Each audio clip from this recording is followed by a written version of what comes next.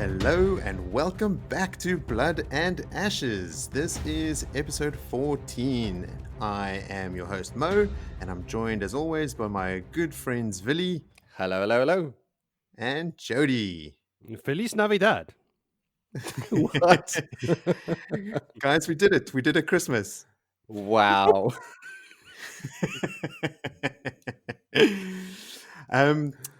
Before we start venturing off and veering off into side tangents about what we did on the break, I wanted to ask you guys, now, Villy, this is probably not relevant to you since you finished the book, but Jody, did you do any reading ahead? Oh, no, no. This is Christmas with 3 children. There's no free time and reading ahead. Okay, cool. That's similar to my story because I had decided that I was going to finish the book, and I think I read an extra 4 chapters. So I'm slightly ahead. Oh, wow. Congratulations. That's impressive. Thank you. Yeah, I really wanted to read ahead because there's all these like lingering questions that we had in previous episodes, specifically on the Great Hunt, all that stuff about Perrin, being sent by Moraine and all that sort of stuff. But the good news is that we've had a couple responses from our fan base, and some of them have answered that question unequivocally. Ooh. So I like that. yes, it is great. Love it when people interact. At us, people. Let's go. Today we are going to cover chapters 24 to 29. But before we dive into that stuff, let's go and see to those callbacks I just mentioned. In the last episode, we had a chapter where, they were sitting in that inn with Selene and Caldevwin, where they sort of approached that town near the Coudencarl.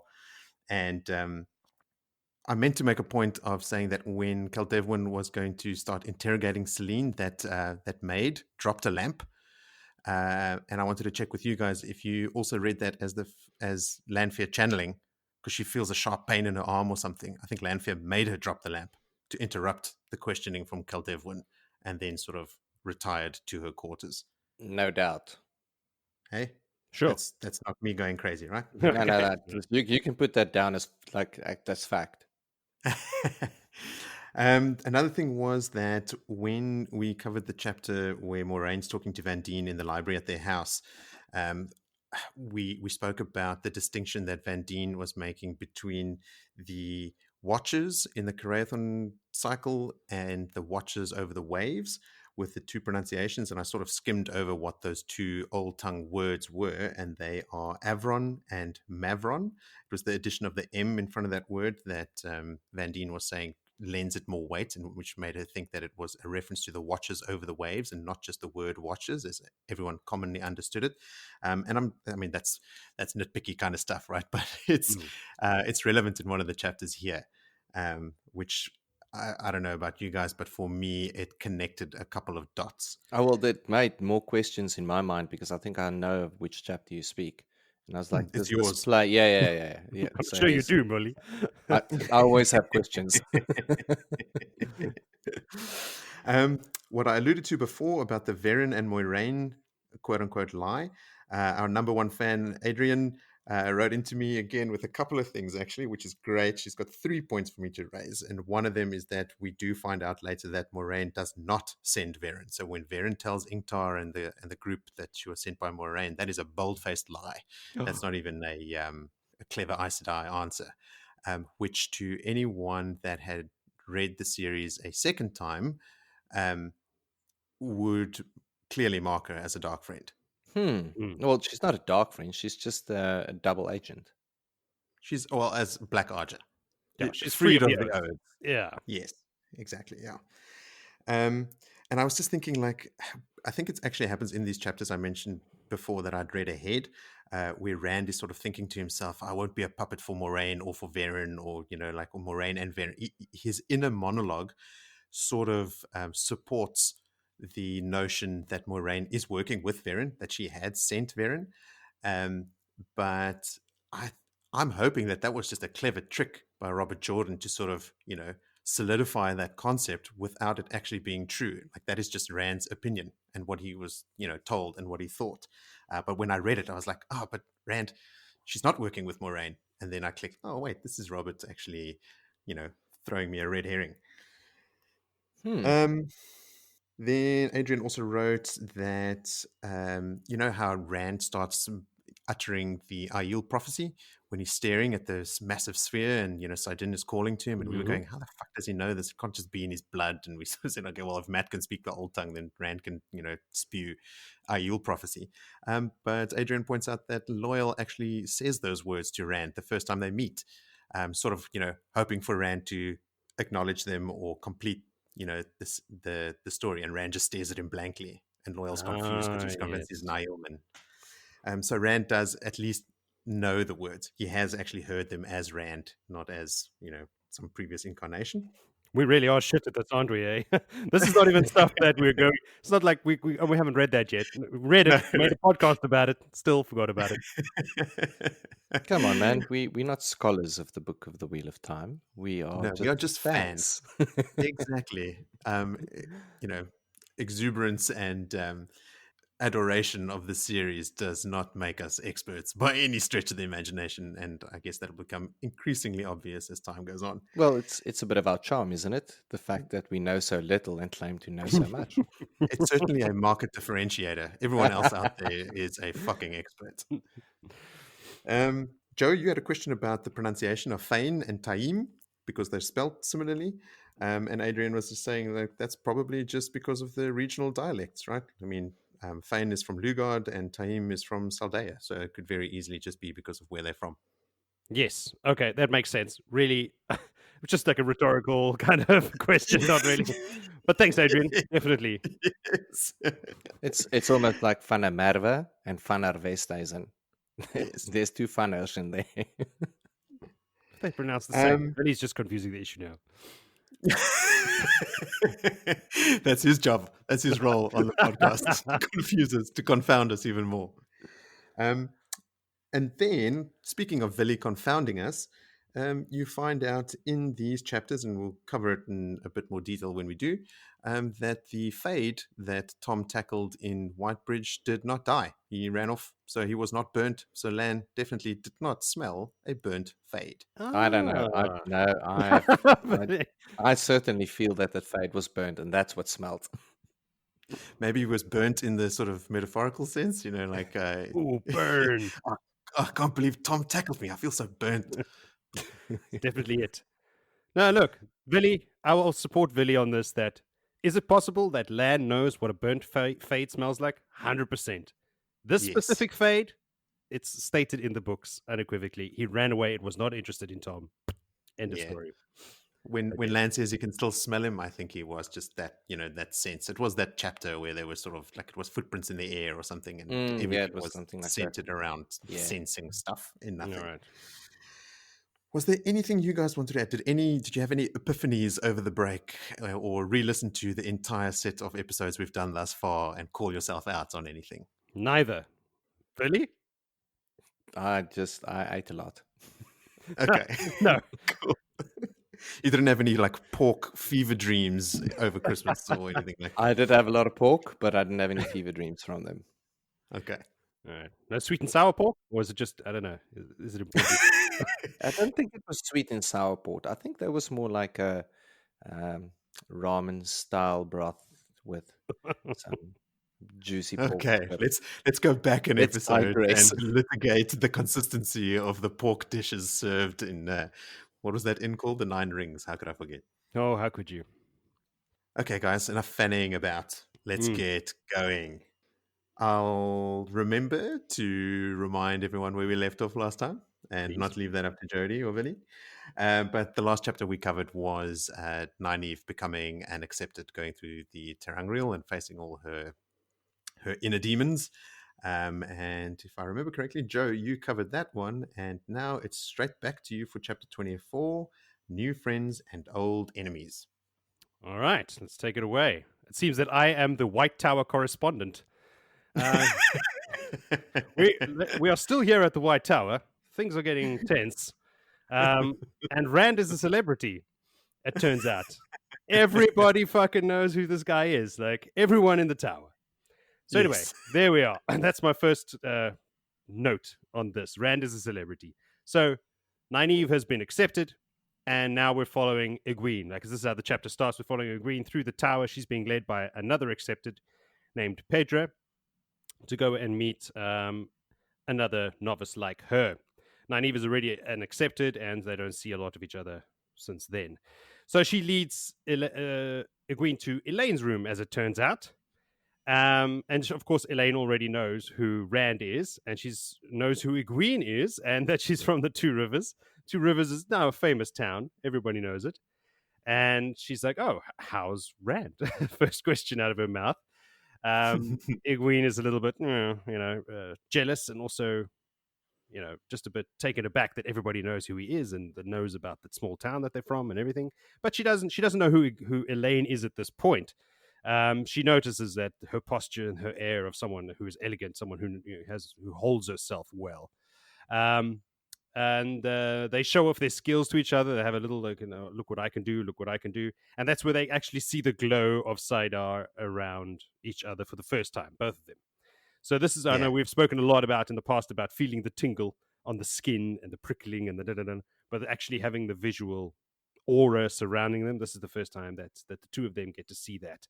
And they all love it, and they get to know each other a bit better. So Egwene remembers the story about Rand blixing him off the wall at the. Everyone knows what the word blixen means.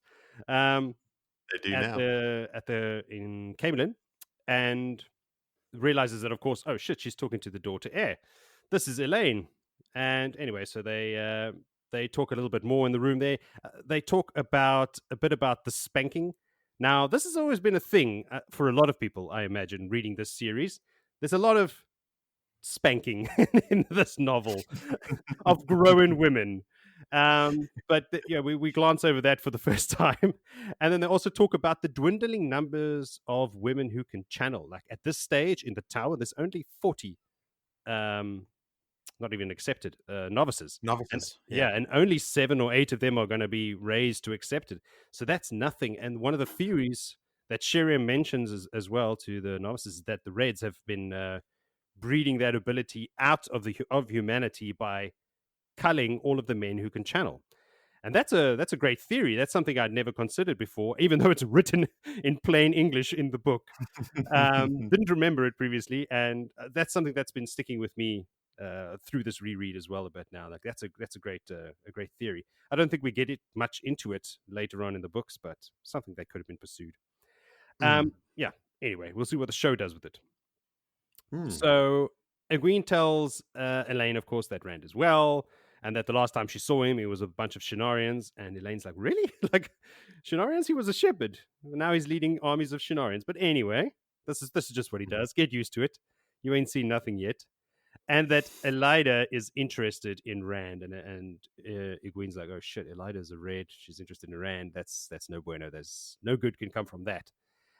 But of course, Elaine assures her that, look, she's not going to say anything. She's never going to betray Rand. She's already, affected by him and loyal to him. And then after their little conversation, Elaine takes her to meet 2 other girls in the tower that happen to know Rand. And Egwene's like, 2 girls more? What? And we find out that one of them is Elsie, who came from the farm.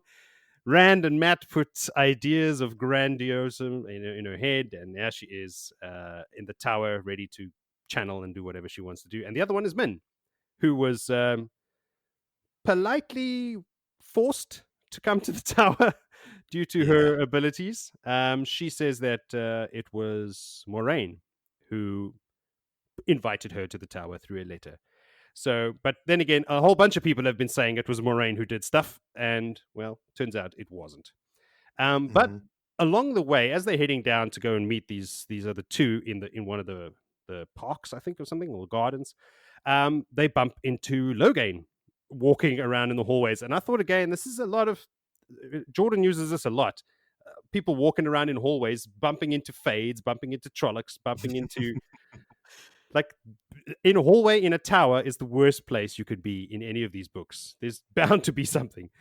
But Loghain is at least gentled in this already. And but he's still got this... He still carries himself like someone with power. So even though he's been gentle, he's kind of got a sad look in his eyes, and they accept it that's guarding him and walking him around, takes him to another garden. So anyway, they arrive in one of these gardens, Egwene and Elaine, and Egwene recognizes Min from Berylon, from the inn. She's of course dressed in her typical boyish clothes, and but she is not there to become an Aes Sedai. She is there to be interrogated relentlessly due to her abilities of being able to see, things around people. And she, of course, the first thing she asks again is, "How's Rand?" which makes Egwene a little annoyed again. But anyway, she's getting used to it by now. Elaine mentions that Min told her that she would have to share her husband with 2 other women. So one of does Min know at this point that she is one of those women, and she's She just does. not okay. I think in Baylon, when she mentions it the first time, she says something like, "It's not what she imagined for herself." All right. Again, stuff we've already covered, totally Yeah. forgotten. But anyway, yes. So at this point, so we've got 2 of the 3 wives here together, meeting for the first time, and she also mentions, like, Egwene asks her, "So what do you see around me?" And she says she sees a white flame. I'm imagining this is her becoming the Amerlin seat later on. Surely. And then something else, and she goes, "But I don't understand it." But I do get the feeling that there was something else that she did understand or did know what it meant, but didn't want to share. I don't know if you guys got that same I impression. did, Jody. I did. But my line of thought leads me directly to a massive spoiler for Vili. Well, Vili should be prepped for this. Vili? Well, do we need to spoil it? Because I think by you and I talking about the spoiler, I think you and I are on the same page about what that might have been that Min was seeing. I mean, I'm trying to spare Vili this spoiler on a spoiler cast, which might seem contradictory, but I don't think you and I need to spoil it. It's not going to add an awful lot All right. to our discussion right now. So let's spare Vili. Let's spare him. There you go. Vili's been spared. Mercy. But I think that's the thing. I think the spoiler is what Min might have seen. Okay. So she didn't want to spoil it either. Yes. Good. Should get her on the podcast. For sure. Send her an email. Then they meet Galad and Gawain as they come shirtless and sweaty up to the girls. The usual googly eyes for Galad. Egwene remembers again that this is, she thinks that this is the most beautiful man she's ever seen, which is typical for him. He gets that a lot. And he immediately hits on her, on Egwene, and asks her to go for a picnic somewhere or something. And of course, then immediately asks about Rand, and mentions, she was like, it's like having an older brother. And then mentions a farmer in Camelin. What was his name that they arrived on the back of his cart? The second cart. Bunt. Was it him? I can't remember now. But anyway, he apparently was, I think it's Gawain that's talking about this, and says that he's met so many people who know Rand, either know him by name or know him by having met him but don't really know his name or know who he is, just remember him. And one of them was this farmer, because he just came to see Logain, and then after he met Rand, he decided to stay and stand for the Queen. So now he lives in Camelin City, and he's a Queen's man. In the riots. During the riots. Yeah. Yes, he's like, no, I'm going to stay. Yeah, so Ta'Veren, and actually, he even mentions the word Ta'Veren, and he says that maybe Rand is Ta'Veren, like his exact words. So, of course, he's an educated guy from the court, so he knows these kind of words, I imagine. But yeah, it seems to be the theme. Then there's a moment where all the girls hug each other and giggle, and Gawain just leaves. So she sends. That's when Elida arrives as well, and she's shooting daggers from her eyes. Nobody's keen on that. So Gawain legs it, and when she arrives, she sends Elaine and Egwene away so she can question Min on her own, and sends Elaine actually to get switched.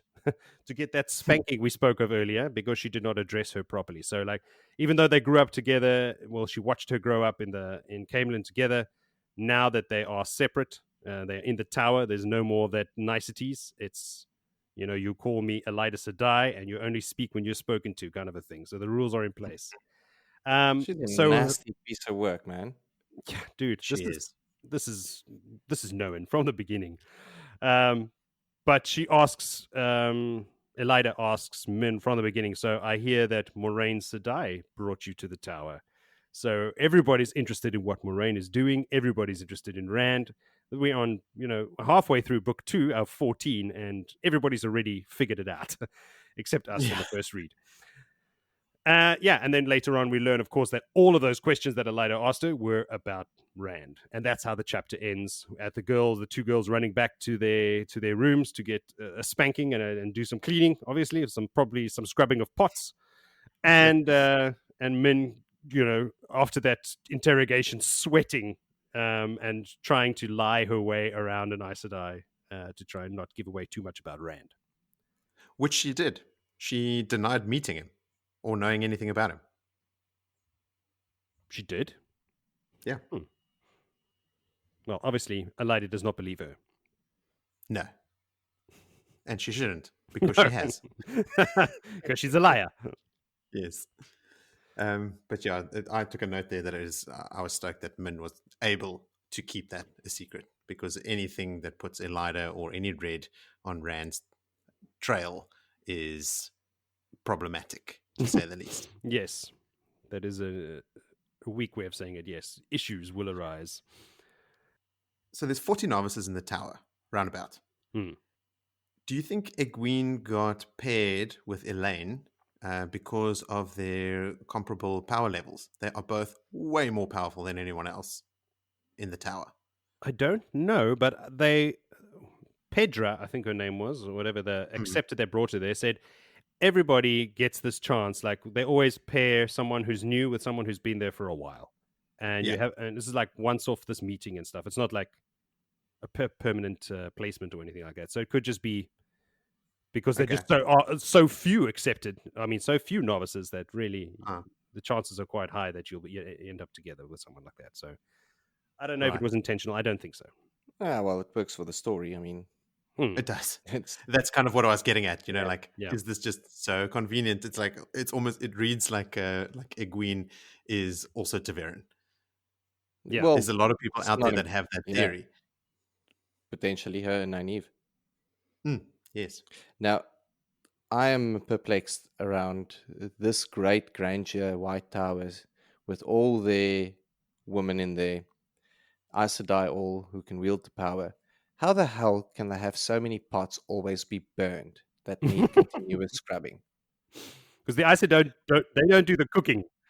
You'd think that some way they would have gotten something to not burn the pots, but it seems that there's always a pots to scrub. Well, I have two answers for you, Willie.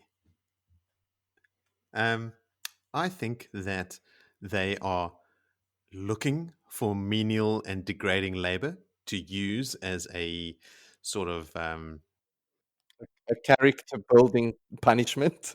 Exactly. I mean, you've been like, if you remember in school, if you were in cadets or like anything like that, in a hostel of any kind, anyone that suffers together builds a very, very strong bond together. It's why you always have army buddies that are friends for life and that sort of stuff, So, bonding through adversity is a well-known phenomenon. And like Jody said, it's humans doing all the cooking. It's not Aes Sedai standing in the kitchen channeling at stuff. And here's a third answer. I think the Aes Sedai, don't they also say that you should try to not channel for menial tasks? You shouldn't do it too much because you might get a taste for it and like burn yourself out. I'm sure someone said that in a recent chapter. That was something that was said. Swan says that to Nynaeve and Egwene on the boat when she gives them a lesson. That's right. When she's talking about rather carry a knife than, channel a knife of air to do, a dumb tool's work. Just use the knife. Otherwise, you're going to get too into it. There you go. That answers that then. So I'm sorry to answer your joking question with a totally straight down the barrel black and white answer, but it's a valid point, and I think those are the reasons. Yeah, there you go. Answered with a 3-point audio essay on why there are dirty pots in the White Tower. After the first point I made there, I realized that I was taking on like a lecturing tone, and that was not the intention. Right on. What else have you got, Vil? Because I got a couple more. No, I don't have much. There's, other than the meetings of all the people, there's not a lot that I took out of it. Out of 40 novices, 7 or 8 will be raised to accepted. Nynaeve walks in and crushes it. Like, she just goes in there and channels inside the Tarangaral twice, brings the gateway back that's not supposed to come back after it's disappeared the first time, and becomes an accepted. You know, like, she is so good. And she did it in the first couple of days. I mean, she was there for 2 days. Like she had Totally. enough time to unpack her bags and then Yeah. join the accepted. Yeah. I mean, she's not fucking around. I think Min mentions in this chapter that Dark Friends burnt down the inn in Baelon and not the White Cloaks, as I was so cocksuredly stating. I had thought that the man with the scar on his face that was watching them dance, who turned out to be a White Cloak spy, I thought that he had informed the White Cloaks of, the inn that they were staying in, and the White Cloaks had burnt the inn down. But one of the girls here says that it was Dark Friends. All right. Min sees a severed hand in a viewing around Elaine. Now, I've done a bit of digging around to try and figure out what the fuck that is, because Min sees a severed hand around Rand as well in Baelon when they meet the first time. And I mean, the sort of knee-jerk reaction is that's obviously a reference to Rand losing his hand to that attack from Semirog. But she burns off his hand. It's a fireball or something she throws at him, and he blocks it with his hand, and it burns off. It's never severed, and it's twice now they've mentioned a severed hand. Some people theorize about the band of the red hand being separated from the rest of Matt's troops, or the Red Arms. There's talk of it potentially being Galad, who I think loses a hand to Demandred in the last book, like when they're fighting, because Demandred is a blade master, and so is Galad at that point. But in that fight, I think, and I can't remember this myself at all, I know he's gravely wounded in the fight with Demandred, but eventually wins. But I don't remember him losing a hand, but some people think that's it. It just seems like there's no definitive answer, and I wanted to know if you guys had a thought on what the severed hand around Elaine could be, because none of those things pertain exactly to, or specifically to, Elaine herself. Yeah, I've just always thought that it's something to do with Rand. Yeah. No idea. I was also, the only severed hand thing I get is the Rand connection. There you go. Adrian, all our other listeners, yeah. get on the case. Enlighten us. I like the fact that Gawain is always sticking up for Galad, because Elaine is always just shitting on Galad whenever he leaves the conversation. She's just like, she just badmouths him, and Gawain is always going, "Oh, come on, easy. He's not that bad. He's all right." I like that about Gawain. Gawain also, sorry, I'm just rifling through my notes here to get a move on. But Gawain double checks with Egwene that Rand was actually born in the Two Rivers, because, it was Gawain that said to Rand at the gate in Camelin, at the palace gate, when he escorted him, "Are you sure you're not an Aielman?" Or he makes mention of the fact that he looks like an Aielman. And Egwene just says, "Yes, of course he was. He grew up with me," but she doesn't know. And I also enjoyed the fact that this is where Egwene and Elida meet. Even just briefly, Elida hardly spares a glance for Egwene. She's more up Elaine's butt. But I mean, those two are the two Amelin seats when the tower is divided, and those two are in direct opposition with each other. And obviously, Egwene also goes to the tower while Elida is the Amelin, and they have a sort of meta clash in the background, which is, again, for the 100th time, probably my favorite stretch of the book. Okay, guys, I'll stop now. I'm sorry, I just don't have anything else to add. You've covered it all. Yeah, you've done a thorough job of noting that one up. I was like, yep. People meet, people talk. Yeah, there's banter. Oh, there comes the devil. The devil's got the girls. She's questioning that one. Everyone's going. Okay, well, for a peek behind the curtain, what I did with this stretch of chapters was I read all of them before taking any notes, and then I went back and I just skimmed the chapters that I was, doing notes for, and then actually read the chapters I was summarizing again. And I, even in skimming the chapters, I mean, I pick up on little bits and pieces, and just whatever thought or feeling that triggers in me, I note down, which is why I end up with pages and pages and pages of notes, and why my voice dominates half the conversation on this podcast. But that's exactly what I'm trying to get out of this, right? The more I talk about it, the more it sort of ingrains itself in me, and the more I can hang on to that feeling, and hopefully the more I can retain of the actual story, because as we've seen, in a decade you lose, turns out, quite a lot. 80-90% of what is read. Yes, totally. Yeah, something about a dragon and a guy. Is there a sword, but it's not a sword? What is it? Something like that.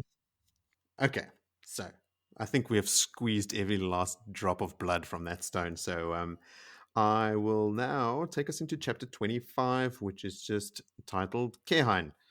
Should we talk about the pronunciation? I didn't even look in the back of the book. I just say Carridin. I think it is Carridin.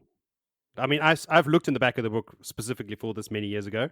I could have got it wrong, but I'm pretty sure it was Carridin. Villy, what do you say? Do not Cape Town. even call me Cape Town. Islamabad. No, I'm going to go with Carridin. All right, good. Great. We got that out of the way. Okay, so we join old buddies Rand, Loial, and Hurin, who are now Selene, approaching Carridin from the north, escorted by Tavolin and 50 Carridinian soldiers. As they're coming through the hills and they see the city to the south, Rand notices a lot of granaries and grain ships around the river harbor. And we learn that the farmers from the east, so east of Carridin, obviously is now getting very close to the spine of the world. And after the Aiel War, they never returned to their farms. So there's no grain production coming from that half of the country, basically. So they're having to import a lot of it. And they, those farmers and sort of all the industry and all the sort of, supplementary trades and things that come with settling a lot of people are what make up most of the Foregate, which we read about a fair bit in these chapters coming up. But we've known from a previous chapter that it's the sort of the shantytown looking section, the favelas outside of Carridin's official walls, that the nobility and the sort of the soldiers and stuff look down on. So they're all sort of like refugees. And it seems festive, like there's a lot of people dressed in bright colors. There's music playing everywhere. There's performers walking down the streets. Groups of men and women with oversized puppets that they operate with poles that depict scenes of famous battles and kings and what they imagine Trollocs look like, which don't look anything like Trollocs. Like, we read the descriptions and we're like, oh, you guys are idiots, as if we have actually faced a Trolloc ourselves. But Rand kind of likes the vibe of the Foregate. All the buildings look really rickety, though. Like, I mean, they got multi-story buildings made of wood that seem to sway in the wind and that sort of thing. So it's definitely more slapdash than any of the other capital cities, at least in this section. And the reason why there is so much entertainment and stuff going on in the Foregate section is because King Galdrian is paying gleemen and entertainers what they call the King's Gift, which is apparently quite a good amount of money to perform in the Foregate, ostensibly to sort of, distract and entertain the lower class so they don't actually rise up against the nobility. That was my read on it anyway. And then Loial makes a comment about the fact that Elder Harmon thinks that Galdrian is a disgrace. And you see little breadcrumbs in the upcoming chapters now, and even more in this chapter, I think, where there seems to have been some kind of rift between the Ogier and the Carridin. So we'll touch on that again when it comes up again. But Hurin mentions that the Illuminators have also opened up a chapter house here, which is the only other one they have. I think they have a main one somewhere, I forget where, but they opened one here, and I assume it's because they are also performing, providing some kind of entertainment and are probably capitalizing on, quote unquote, the King's Gift. So the king is spending money on entertainers. The king is spending money on grain ships. He's, just in this first section of this chapter, you're hearing about this exorbitant spending that Galdrin is already doing. So anyway, after they've moved through the majority of the foregate, they get to a true quote unquote gate into the city at the city walls with a guardhouse that has all the things you would expect: arrow slits instead of windows, and a heavy iron door, which is probably to keep out the Aiel, but the foregaters as well. And when Rand looks through the gate, he sees the city on the inside is the complete opposite of the foregate. Like, it's subdued. There's no hawkers, or there's hardly anyone on the streets. Everyone's wearing very dark and drab clothing with like little bits of color here and there showing their house affinity. But it is just, it's Robert Jordan serving up on a silver platter for you here the disparity between the two different sections of the city. They also notice the topless towers. So the tall towers around the city that seem to be under construction. And Loial says that, there's no Ogier masons working on these. So that's come up again. So again, noticing a lack of Ogier. And I think Hurin or Loial tells the story that, those towers weren't always topless. The Aiel, when they attacked, they burnt them and they cracked and fell into disrepair. And they are now still being repaired, albeit under strained relations with the Ogier. So Devolin goes into the guardhouse and comes out with another guard with a big ledger, asking them what their names are and everything, and their house affiliations and all that sort of stuff, and then says, okay, you guys need to come back tomorrow and tell us which inn you're staying in, which sort of, Rand is taken aback by, and so is I. I mean, this is like, I've got in my notes in big capital letters, Big Brother. Got to know everyone's business. It's just these Kahinian are already like they haven't even entered the city proper, and they are already subject to like information gathering, and it's a whole I would say cottage industry, but it's not even a cottage industry. It's like almost the main industry is information and that sort of shit. Just about short of say, please provide your email address right over here. Yes. So Rand says, can we stay in the foregate? And Hurin is just like, no. That will not be proper, Lord Rand. Like, we need to go into the city. And this is where Hurin is already starting to acting like an actual manservant, which is not something that Rand is quite used to. So I think Hurin is the one that actually suggests to them, before they leave the guardhouse, Rand asks about the Lady Selene. But the guard says he doesn't know anyone like that, but he'll be sure to try and find out and gather some information. And I've got a note here just saying, unlikely. So they leave, and Loial doesn't seem to attract too much attention. So people are used to seeing Ogier, even if there aren't many around. And I think it is Hurin that leads them to an inn called the Defender of the Dragon Wall, now inside the city proper. And the sign outside's got a crowned man standing on the chest of another with a sword to the downed man's throat. And the guy on the ground has red hair and is obviously an Aielman. So it's this, like, again, Robert Jordan making you understand that the Kahinian, they're classist, they look down on the foregaters, they've pissed off the Ogier. Elder Harmon thinks the king is an idiot, and this inn has a sign on it, Defender of the Dragon Wall, depicting a scene that is nowhere near reality, right? The Aiel fuck these guys up. Six love. And so they go in and they meet the innkeeper, and the innkeeper actually also does a double take, like he thinks Rand is an Aielman. Yeah. Which, so, like, Rand being in the city looking like an Aielman is just like this fucking flaming beacon of, like, possible interest. Not to mention his red coat where everyone's wearing black and dark gray.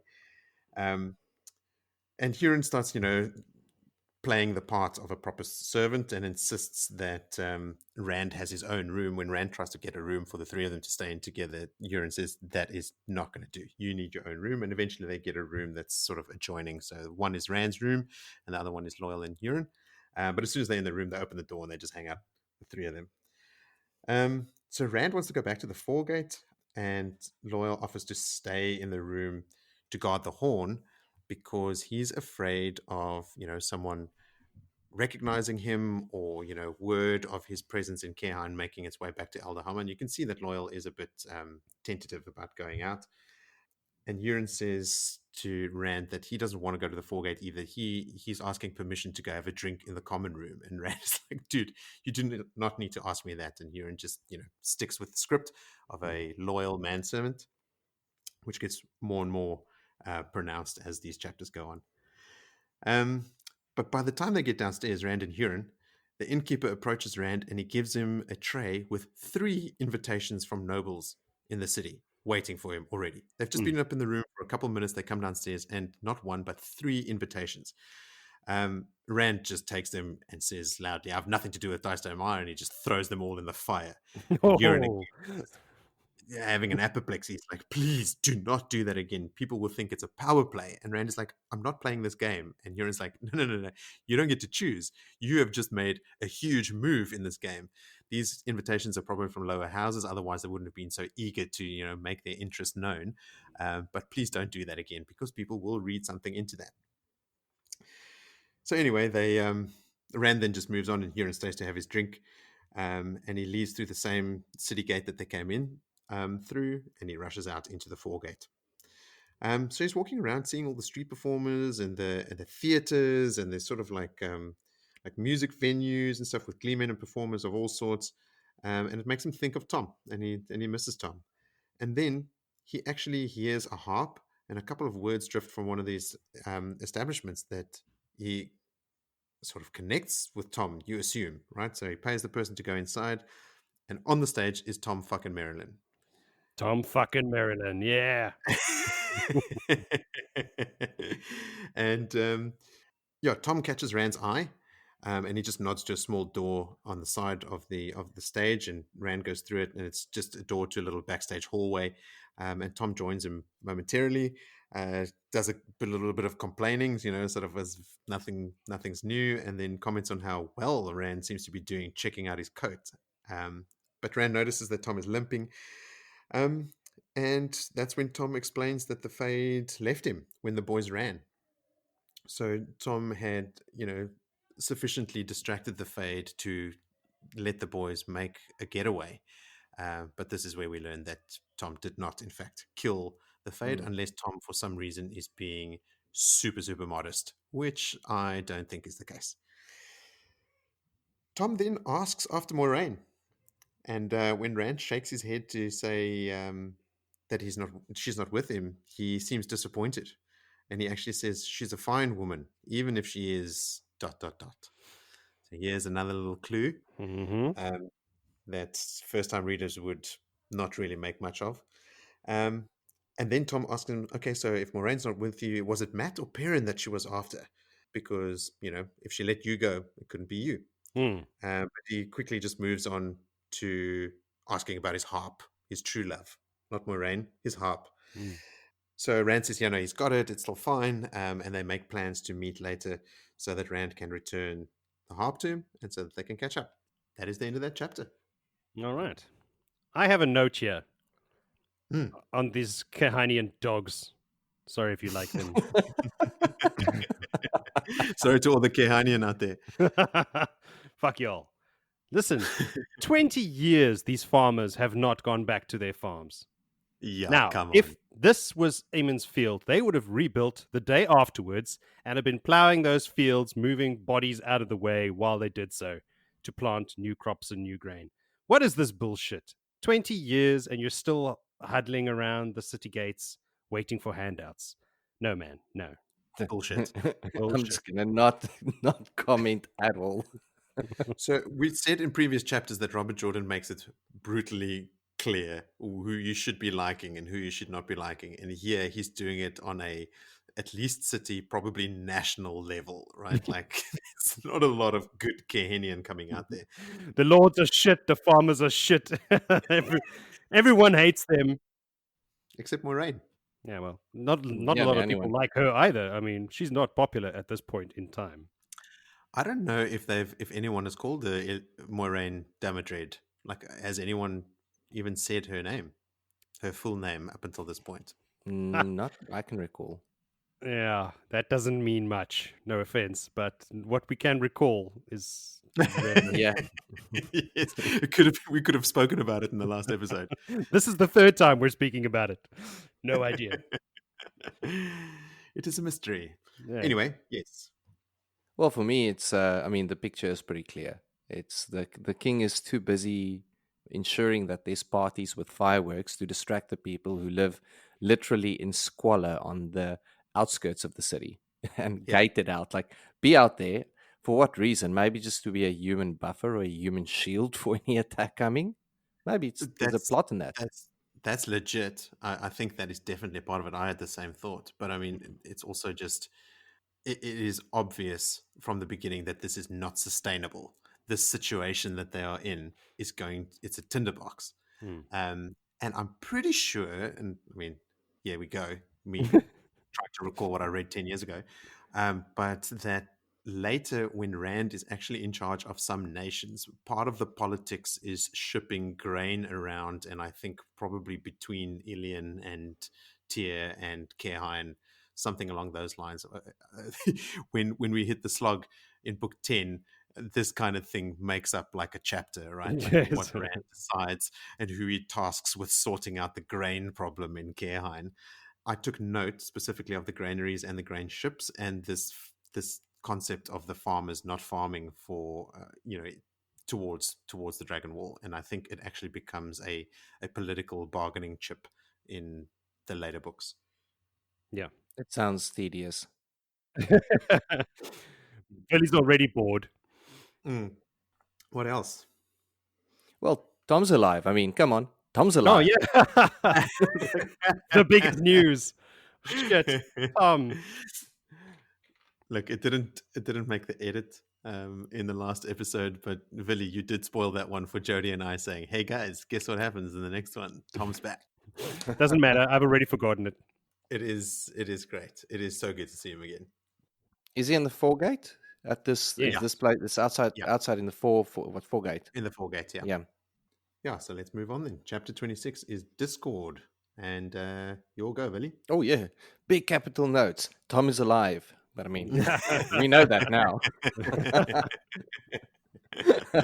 Well, obviously, Rand is he's pretty stoked. So he is running back to the defender of the Dragon Wall, where he finds Hurin Loial sitting smoking their pipes in the room there.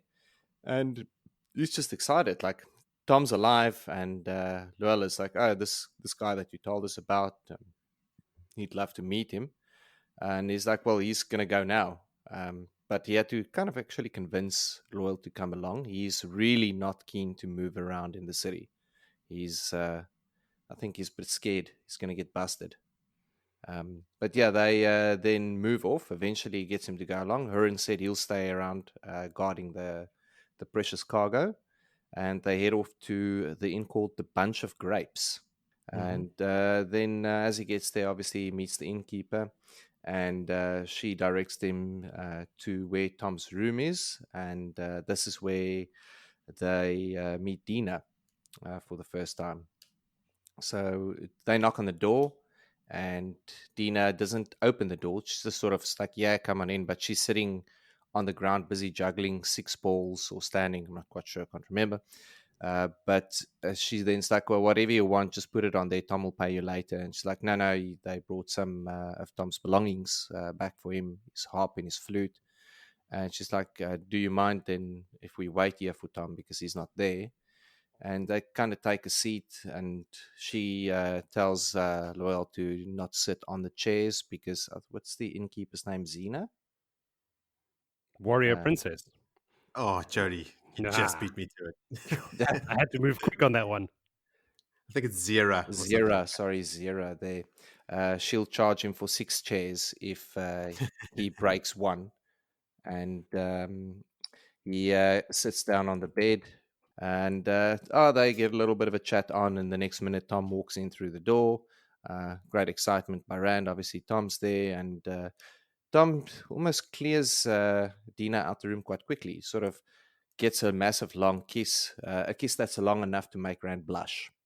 And then he gives her some silver coin in hand and sends her off to go and fetch her new knives. That's now, and she's still a bit cheeky that hopefully the balance is right this time. So I can only assume this is throwing knives, if you think about the balance and all of that.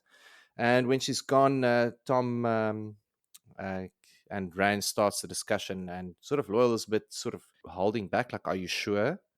But Rand just gets out, now they've got the horn, and does he want to join them on this journey now to return the horn?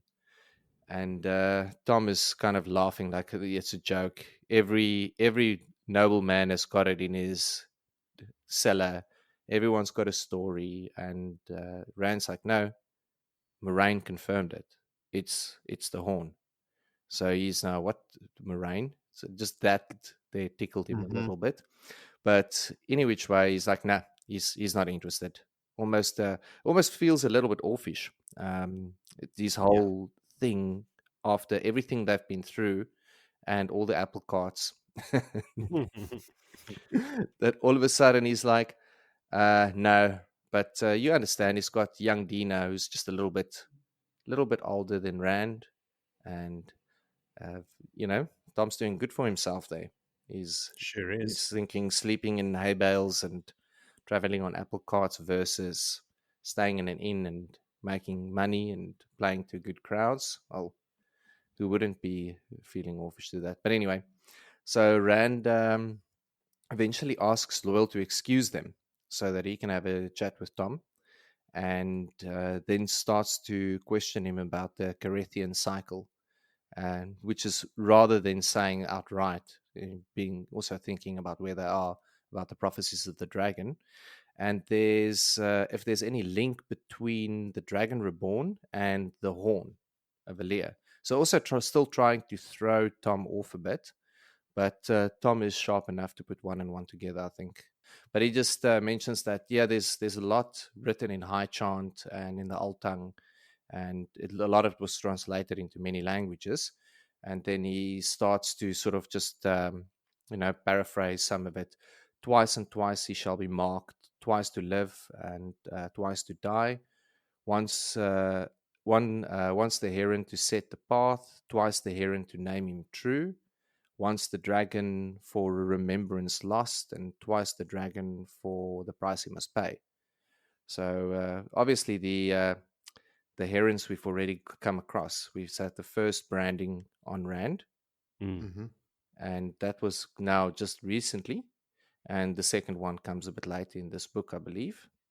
I know.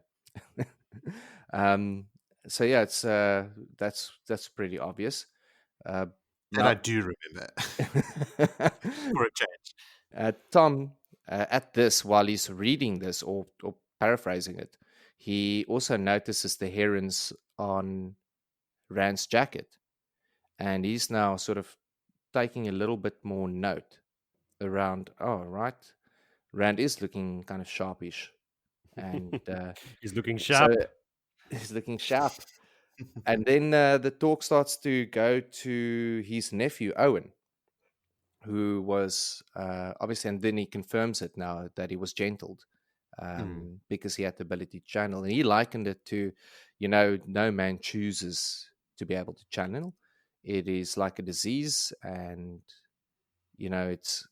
he's obviously very hurt, or this event has left a great disdain for Aes Sedai with Thom, in my take of it. But yeah, he's and my note here, I think at this stage Thom is starting to put one and one together. He knew they were after someone, but I think he's starting to get a little bit of a better picture on there. Do you think he's starting to suspect that Rand might be able to channel, and that's why the Aes Sedai are interested in him? Yeah, and especially now the questions that Rand is coming with, sort of the prophecies of the dragon, and Rand's trying to throw him off with no, but he wants to see if there's any link between the last battle, because the horn has to be blown for the last battle, and is there any tie to the dragon reborn in the horn?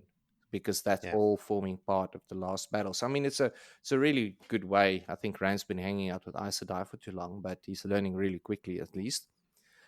And but Thom still says he wants a clean break.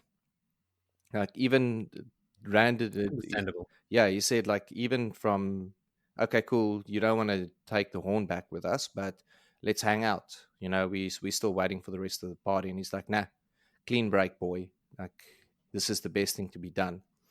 And I suppose Rand was sort of obviously bummed out about it. And he kind of like, okay, cool. He's given Tom his harp and his flute, but Tom gives him his flute back. Yeah, you can keep the flute. You may need to earn some. You may need to earn your keep sometime again, which is quite cool.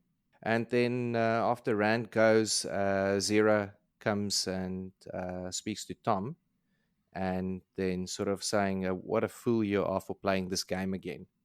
And he's like, I'm not even playing. It's like, you've got a young Andorian lord coming to your room. Of course you're playing it. So he's like, this is when it sort of hits him like, okay, damn, Rand is looking like a lord. And he is seeking him out. And no matter what you do in the city, you're playing the game.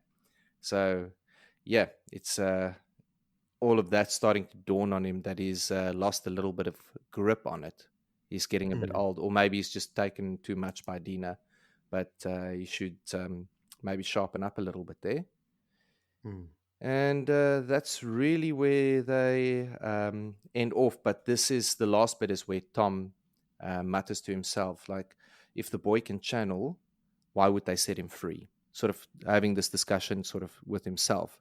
So this idea is running through his head that Rand potentially is someone that can channel. And if the case, why would they set him free? Why didn't they gentle him? So the line is, or the section is, coat or no coat, Rand was still only a shepherd. Yeah. If he had been what Tom had once suspected, a man who could channel, neither Moraine nor any other Aes Sedai would have let him walk away ungentled. Horn or no horn, the boy was only a shepherd. He's out of it, he said aloud, and so am I. No. No. Not happening. He's not happening. So yeah, that is the chapter. Tom is back, and then he drops us with absolutely no good feelings about being back. I remember that feeling from the first time I read, being so stoked that Tom is back and being so crushed that he was not just running back to join them. Yeah, it wasn't like, I missed you. I've been looking for you for so long. It's like, no, I found myself a new girl. I'm making money. I haven't thought about you at all, and I've only missed my harp. Yeah. Props to Robert Jordan for, setting it up like that. Like, it's too easy for Tom to just go, oh yeah, Rand, of course, we're best buds now. Yeah, let's go. What are we doing? Join us on the new adventure of Rand and the Horn. Totally. Yes, I mean, previously when he was with them, it was Aes Sedai, who he hates, Fades attacking him and giving him a permanent limp, Trollocs everywhere, death around every corner, and now he doesn't have that. So yeah, of course, fuck you guys. I'd choose option B. I took note of the fact that Tom took Rand seriously when he says that Moraine says it's the horn, and then he's like, and Vili mentioned the same thing. Then he sort of gets serious about it. He obviously has some kind of respect for her. Is this the first time that Rand hears about the Hurin marks from the prophecies? Because I don't think anyone has ever said any of those prophecies to him. No, that one has when never Tom come says up. it, he turns his hand down. Like, it's the first time he says he's actually acutely aware of the Hurin on his palm. Yes. So he's actively trying to hide it.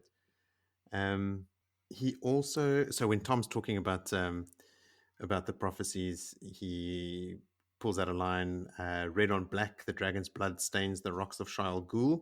That was exactly the viewing that Min had, that we guessed was this. So when they were in Baelon, Min saw the red blood on the black rocks.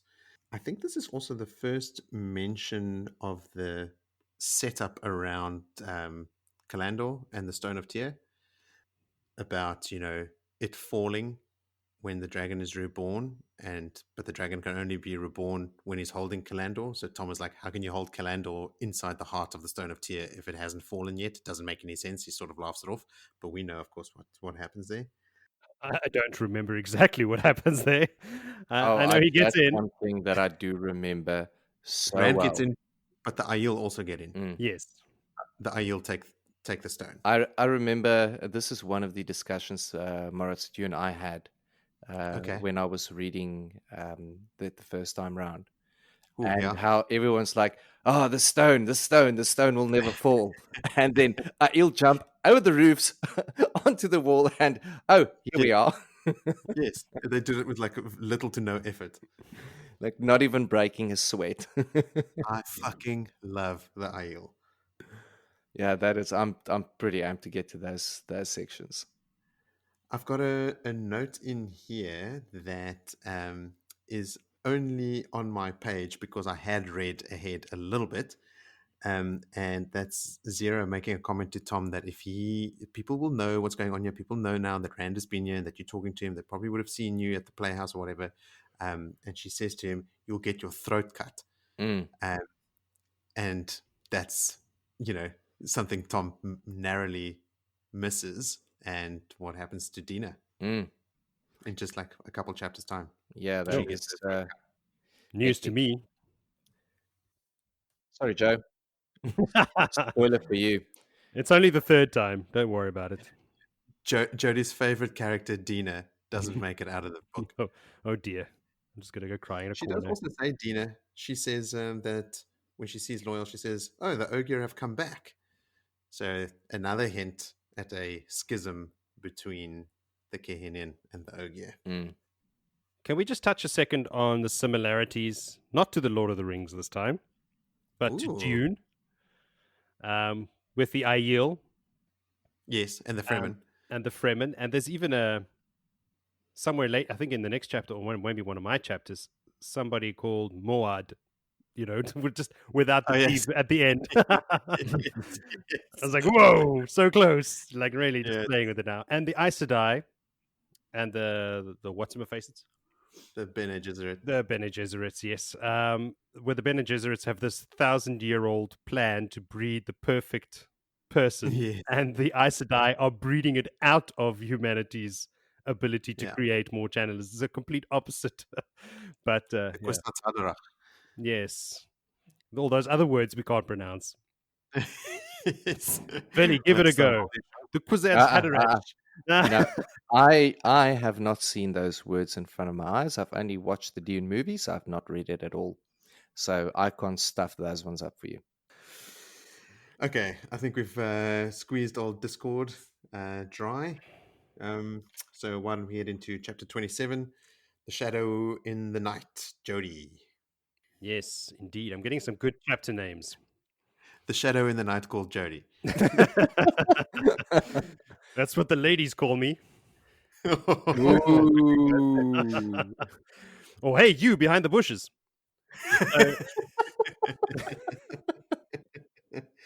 Well, none of that makes you look good in this one, Joe.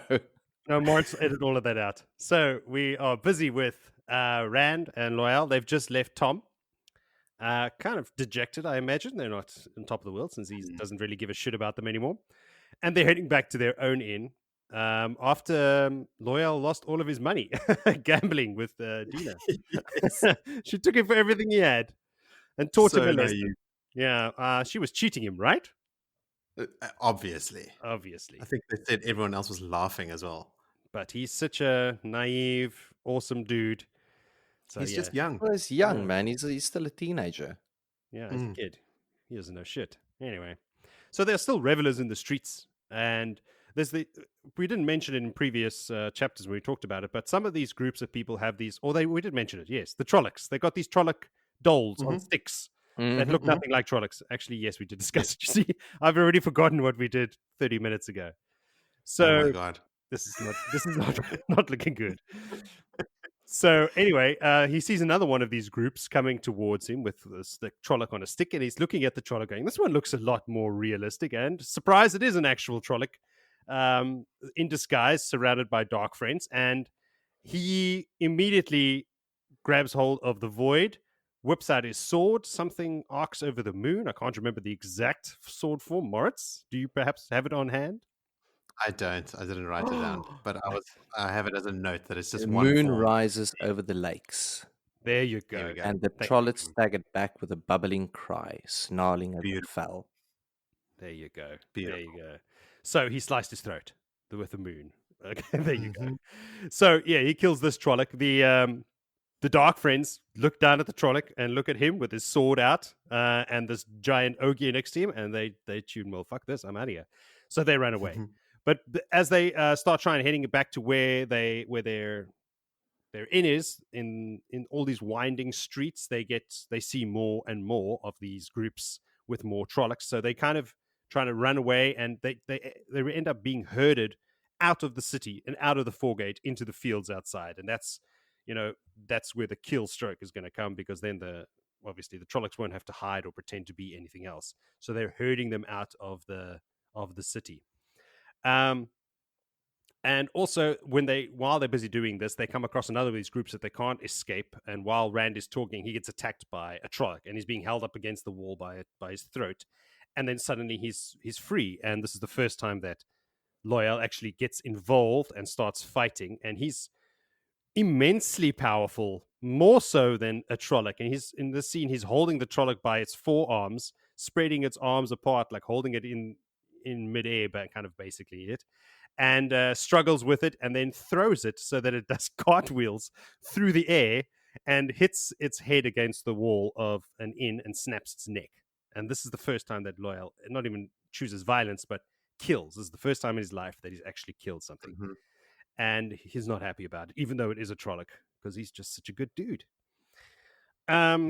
Yeah, so shame for him, but also good for us to see that you don't fuck with these Ogier. And then this is also another look to the future, as we know that the Seanchan have these Death Watch guards, Death Watch gardeners, as their fighting Ogier are called. So not to be trifled with. So. Yeah, awesome. So they eventually they're herded out into the open fields, and they look across before they run out of the last buildings. They look across and they see the Illuminators chapter house that Vili mentioned that they've built, or it was mentioned that they were built. So they figure, well, we're going to go hide over there.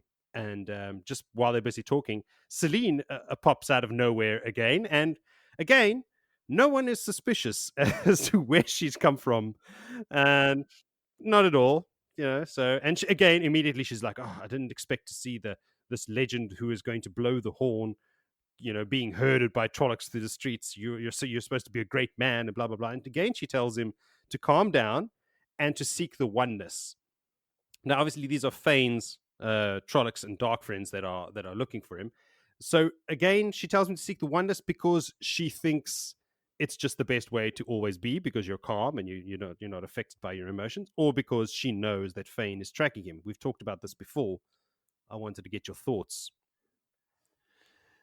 I thought it was... I don't know if she exactly knows that Fane can't track him when he has assumed the void, although it is when Rand says that Fane can sense him that she says, just assume the oneness when they're out in the hills. Yeah. I am turning a blind eye to that because I can't reconcile how she would know that. But I do get the sense that she is sort of, at least I've said before that I think she is trying to get Rand to channel and to just always be at the ready, like what I said earlier about the Aes Sedai cautioning the young girls not to channel too much. I think Lanfear is doing the opposite to Rand. She wants him to channel a lot, and she wants him to be ready to channel, and I think she wants him on the precipice of channeling all the time. Yeah, that's what I figured as well. Yeah. I'm completely convinced that she set all of this up. Like the Trollocs being there, and right at that moment, oh, here I am. Look, this is a very clever plan. I don't know if this is something Fane would have come up with, because he's like a rabid dog. He might have just run in there, all guns blazing, not put out little search parties, and and putting the Trollocs in disguise. And it does seem like a pretty complicated plan, and well thought out, because they do herd them out of the city into the open fields. They do succeed in what they're trying to do. So maybe you're right. I really like this theory, Will. This is not something that I had actually even considered before, because like Rand, I just assumed that these would be Fane's Trollocs. I mean, Rand has the thought about Fane in this scene, but you don't actually see Fane in this chapter at all. And in previous chapters where Fane has sort of been the puppet master or involved at all, you get even like a point of view, not even just a mention. So wow, yeah, Selene setting up this sort of flushing maneuver and trying to push Rand into channeling again is my new favorite theory from you, Vil. Oh well, I'm going to stick by that because that's her modus operandi. It seems she goes for it by playing damsel in distress in a moment of needing a hero. She did it with the Grolm. Now she's doing it with the Trollocs. That's 100%. yeah. Yeah. I like it. I like it a lot. And we all know that there's no shortage of Trollocs and Dark Friends running around at the moment, so it's not like using Fane's one. She's probably got her own. I mean, Rand doesn't know who these Trollocs are, that they're different to Fane's ones. And let's be honest. We can assume that the Trollocs are just too stupid to question her motives. They'll just go along with it, and the Grolm don't even speak. So she's using the creatures of the night. Totally. And Lanfear would have Trollocs at her disposal. It's not For just sure. Fane running around with Trollocs, right? I mean, the Forsaken can easily source some Trollocs from, head office. Did they not get Just the put a memo? requisition in for another fist of Trollocs. Okay, yes, okay. This is now 100% my canon, is that Yes. Selene actually orchestrated this little shit show. Okay. Indeed. All right. Where Well, were we, Joe? yeah, we were just running out of town. We were getting run out of town.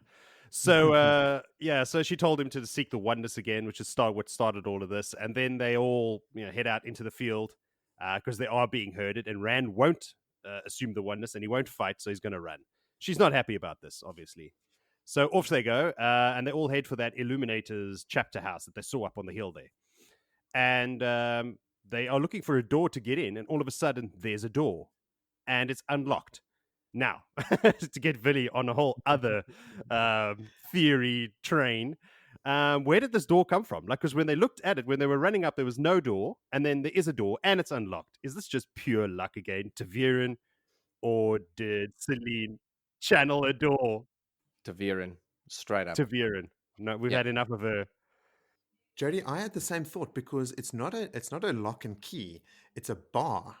So, like there's a door with the hinges on the inside that you put the bar into that it wouldn't open. The bar is nowhere in sight. It's not there at all. And the Illuminators are notoriously cagey with their technology and their science and their stuff. For them to just leave a door not only unbarred, but for there to not even be a bar, I also thought was super weird. But Villy's theory about Selene planning this whole thing, that actually really fits. Yeah. Because look, later on, inside the chapter house, Aludra is giving Tammuz a real tongue lashing for this. And he's like, I locked everything. I swear to God, I locked everything. Like, these guys don't fuck around. I mean, they kill people who come in there. There's, so it's unlikely that he would have left the door unbarred and just open.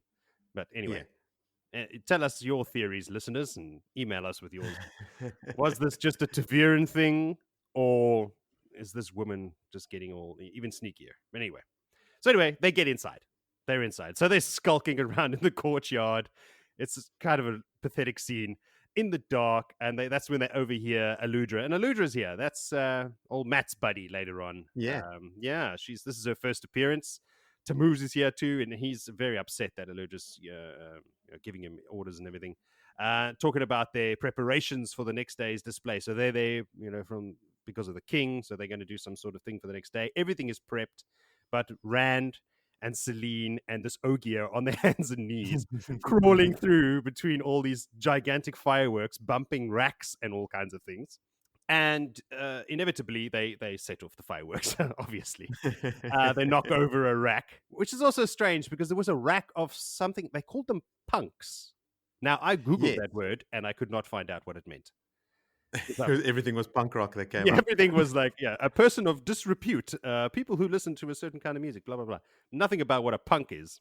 The Google algorithm for Jody van der Westhuizen would absolutely prioritize punk rock. I was just going to say that. There's no way that would come up in the first 100 pages. No, you were doomed. Not at all. You were doomed, Joe.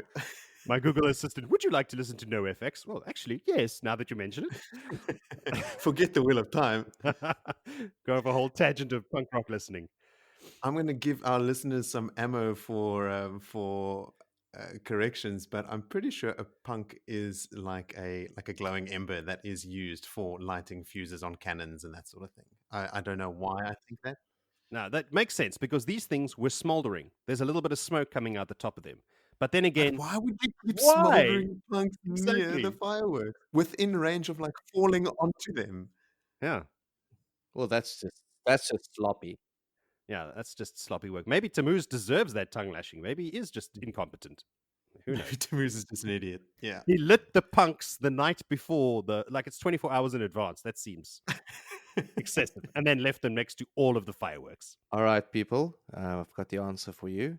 A punk is a smoldering stick used for lighting firework fuses. It's safer than a match or a lighter because it can be used from a great distance. Well, okay.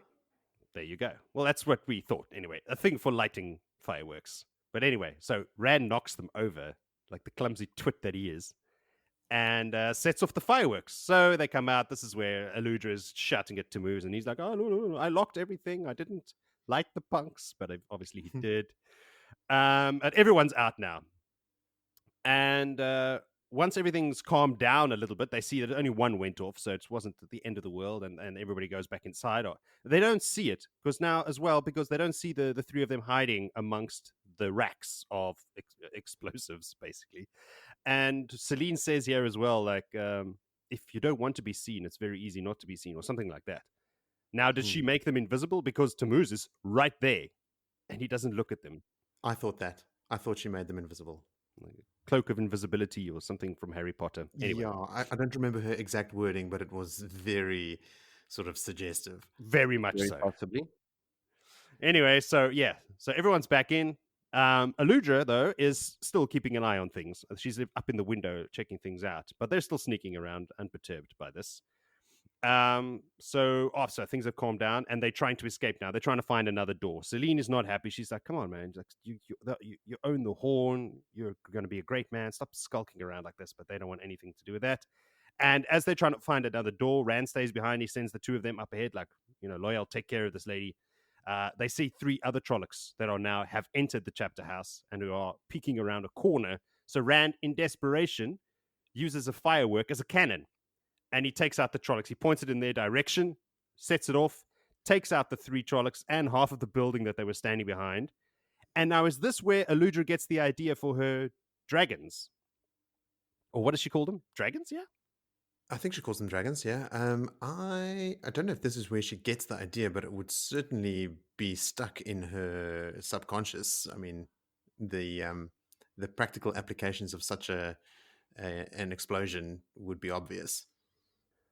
Yeah, I mean, I'm sure she's aware of the fact that this shit is dangerous. It can blow up houses. But to actually take one of those fireworks, bend it over, and point it at someone on purpose to use it as a weapon to kill them, I don't know.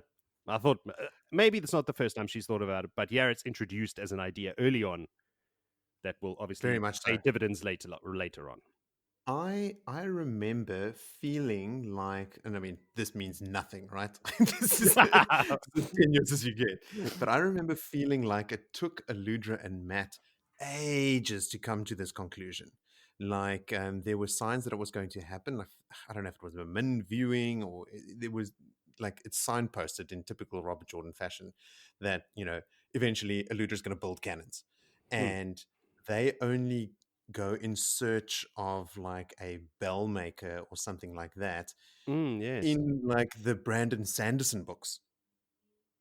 Like it only happens way late in the story. I think Aludra had been traveling with Matt for ages before they started, at least in what the reader can access, started talking about things that would lead you to believe that she's going to build a thing. I remember thinking like, oh, come on, just build the fucking cannons. It's so obvious. Yeah. And yeah, they're using something to that effect in book 2. So, I mean, this could very well be where she got the idea, Joe, but it took her fucking ages to put 2 and 2 together.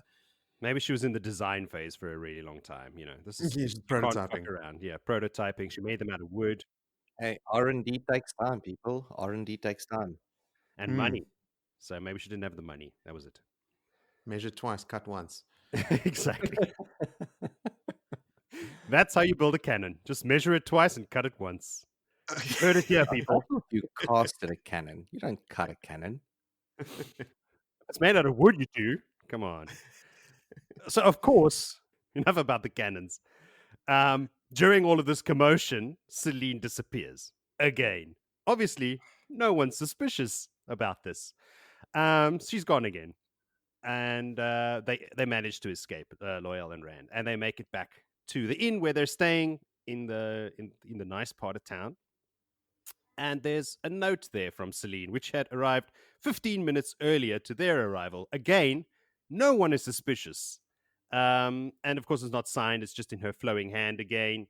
And Rand, that's when they end the day. And Rand just gets back to his room and throws himself into Loyal's chair. And he wishes for Ingtar. Like, I've had enough of this crazy woman. I want my dark friend to rock up. And that's the end of it, that chapter. I've had enough of this Forsaken. I want some regular dark friends.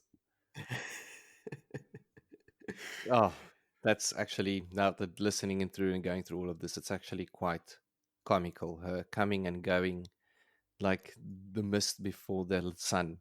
Yes. So suspicious. Suspicious? Jesus, downright suspicious. The subtlety of a sledgehammer. She's hardly trying to hide her intentions. She is flaunting it almost. Well, she's been in hiding for a long time. She must be out of practice. Or she just doesn't give a shit. That's the way they do things, these Forsaken. They're arrogant and careless, and that's what gets all of them killed, is this kind of attitude. That's true. I mean, at least they're consistent in that. Hey? I mean, I think Asmodean was the only guy that was sort of showed a little less hubris, but then again... And then his own guys killed him. Yes, you're not arrogant enough.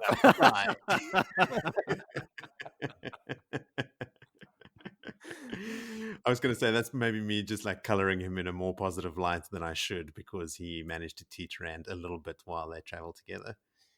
Yeah. But anyway, he was a dick. Is there anything else? My first note was, people really didn't notice a real Trolloc? They stink. Yeah. Look, if you've never seen a Trolloc, that's true. You got no reference. And there's probably a lot of smells happening in the foregate. Oh, dude. It's just true. one big smell. Yeah. I like the fact that Rand's instincts are on point. Like when he sees that Trolloc, he assumes the void without even thinking and fells it with that one shot we mentioned. What was it? The moon rises over the water or something? Something like that. I'm really, every time Rand is coming up against Trollocs, especially like, when he took that thing when he stole the chest from Fane up in the hills in Kinslayer's Dagger, I'm just really enjoying the fact that Rand is becoming so proficient with a sword already. Because as we know, like he calls on those skills numerous times as the books progress. And I like the fact that he is really, really great, because he's only been doing it for like 2 years by the end of the series. Yeah, that's true. But he does have a huge set of advantages that other humans did not have. True. Luz is in his head. Surely some of that is coming through. He had a great teacher. Like, not all these guys had Lan teaching them. True. He'd been learning the void since he was a boy. Indeed. The oneness. One of my notes for this chapter is Selene. Yeah, she's a bit much now, eh? She must just go away. So over her. Yeah, State your intentions, or just go do something else. Yeah. Anyway. Well, she is really stating her intentions with a see-through dress and all of what she wants there, and hanging on Rand, and you so powerful, Rand, you so beautiful. Think of the glory. Think of the glory. Rand's still not getting it though. It's just thinking, crazy woman. Well, she's overusing a potion power on him. She's gone too far. Rand does get annoyed with her a bunch in this chapter.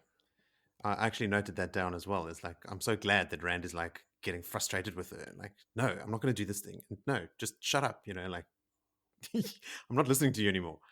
But he does mope about afterwards with her little letters in his pockets all the time. Oh, yeah.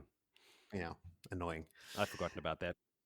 But I was going to say, my biggest takeaway from this chapter now is that I think she's the one that planned it. I like it. Yes. No Billy for the win. Billy for the win. Billy will keep throwing wild theories, and sometimes some of them stick on the wall. Fantastic. Should we move on? Yes. Okie dokie. Next chapter is chapter 28, A New Thread in the Pattern. Ooh, I love this chapter. just because of what it represents. So we join Perrin from his point of view, and then Matt and the Shinarans, obviously with Verin, riding through the like a mountain pass in Kinslayer's Dagger. Cliffs on the right, mountains on the left, and huge boulders lying around everywhere. Some as big as a man's head, some as big as a cart. And Perrin sort of thinks to himself, if anyone wanted to hide in these rocks, it would be so easy.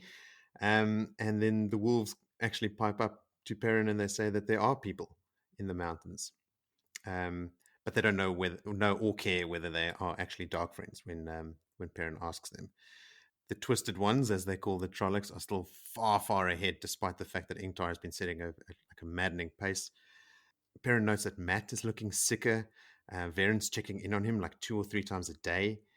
But Perrin is also onto Verin and her knowledge about Rand's channeling. He can sense that Verin knows Rand can channel. In the meantime, Ingtar is desperate to find the horn. You can really see the desperation starting to bleed out of him now as he's sort of imploring Perrin to tell him again exactly what the wolves had said. And Perrin's like, fuck, I've told you this before. And he said, just in case I missed something, just tell me again.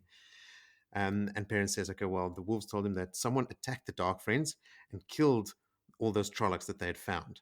And the wolves called that person or being Shadow Killer, which is a rad name for Rand.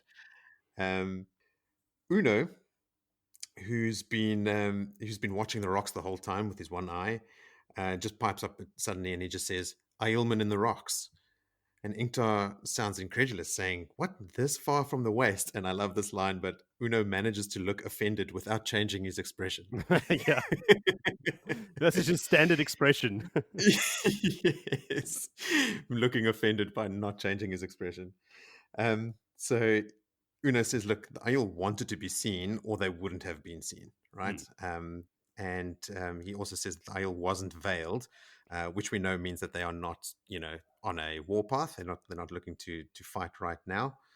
But then, just as he's saying that, an Aielman steps right into their path, and as it happens, Massimo just goes into automatic kill mode, lowers his lance and starts charging, and then I think like 3 other guys join him as well. That Aiel war and their animosity with the Aiel running real deep. But they charge at this guy standing in the middle of the road, and Ingtar orders them to stop. And they pull short, like I think it was like 10 paces or something ahead of the Aielman, and to the point where the dust kicked up by the horses stopping like floats over the Aielman, and he doesn't flinch. All he does is sort of like wave the dust away from his face, which is just so great. He's just too cool, standing there like a statue, cool as a cucumber. So the guy's tall with red hair, and Matt even notes later that he looks like Rand. Yeah. But he says to them, I have no pipes to play the tune, but if you wish to dance, which we know, is the dance of death. It means, do you want to fight? He's happy to indulge them. But he just introduces himself as Urien. When they say they don't want to fight, he says his name is Urien of the 2 spires sept of the Rain Aiel, and he is a red shield, which to us is, or first-time readers would not mean anything, but still means nothing to me. I've forgotten what is a red shield? What does that mean? I don't know what being a red shield specifically means, but we'll touch on the actual warrior societies in just a bit. Later in this chapter, there's a bit of a history lesson for us to delve into. Ingtar just says, look, we're not looking for a fight, and Urien actually looks disappointed. Yeah. Without changing the expression on his face? Yeah, pretty much. He's just like standing there like, oh, okay, I really would have liked to fight, but okay. But Urien shows immediate respect for Verin, and he even addresses her as Wise One. And when she asks him if he mistakes her for an Aiel, he says no, but he can see that she has the ageless look of a Wise One returned from Ruidian. She gets super excited. She does, hey, like her eyes light up. Ingtar asks about the Dark Friends and the Trollocs that they're chasing, and Urien doesn't seem to know anything about them. But he's excited about the news, saying that when the Trollocs leave the Blight, it will herald the time that the Aiel prophecies call for them to actually leave the Threefold Land. But Verin interjects and she says, okay, cool, tell me about Ruidian. But immediately Urian clams up, sort of thinking like, oops, I've said too much. But when she asks him what he can say, he just says that Rhuidean lies in the lands of the Gen Aiel, the 13th clan, and that no one may go there save women who want to become wise ones and men who want to become clan chiefs. Now, do you guys remember the story of the Gen Aiel? Run it by me again. Okay, so here's the abridged version, right? So during the breaking, the Dashane Aiel, who were the original Aiel that served the Aes Sedai during the Age of Legends, they were tasked by a specific Aes Sedai to bring a large cache of Angreal, Terangreal, Sangreal to the waste, to a site that would eventually become Rhuidean, to try and shield that stuff from the shadow. But somewhere I think it's in the south of the wetlands, there was a raid on the Dashane Aiel. And some of them decided to forsake the command from the Aes Sedai, instead focusing on finding the song. And they split away from the Dashane Aiel, and they're the ones that would eventually become the Tinkers. The Tinkers, yeah. Now, that's the first split. There's a second split. So I think this happens in the West. I can't remember exactly where this happens, but the remaining Dashane Aiel, who are now not the Tinkers, they are still traveling in caravans with wagons and stuff, but they are attacked by raiders, and some of the children are kidnapped. And this pushes some of them over the edge, and they decide they're going to go rescue the kids.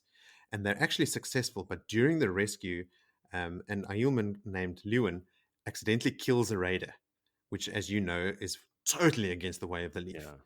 Yeah. So he's completely ostracized for breaking the way of the leaf.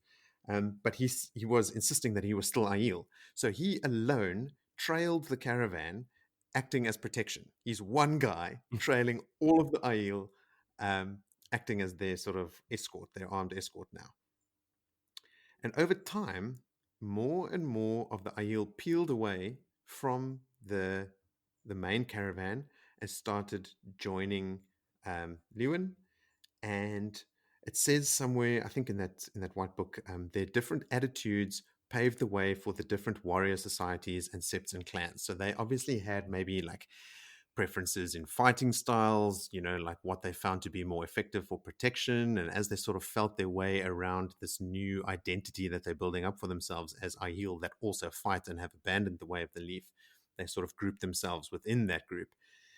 And over years, the ones that remained true to the way of the leaf were referred to as the Gen Aiel, and they dwindled in numbers and they actually died out. They were supposed to populate Rhuidean, and it was built with the purpose of the Gen Aiel staying there and protecting all the Angreal, but they literally went extinct. They actually died out completely. And now the Aiel that remain don't speak of them at all. And when they do, they're only referred to as the clan that is not. Obviously, no one but the wise ones or the clan chiefs even know the true history. Yeah. All the Aiel, Urian included, would not know anything about the Gen Aiel other than they don't talk about them. Damn. Yeah. They pacifists was their destruction. Yes. So that's the news that Rand breaks to them eventually, that splits them all up.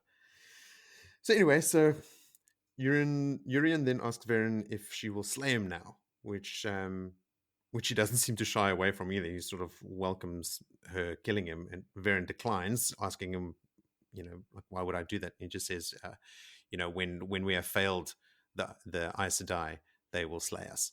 Yeah. She just says, don't worry, that's not going to happen here.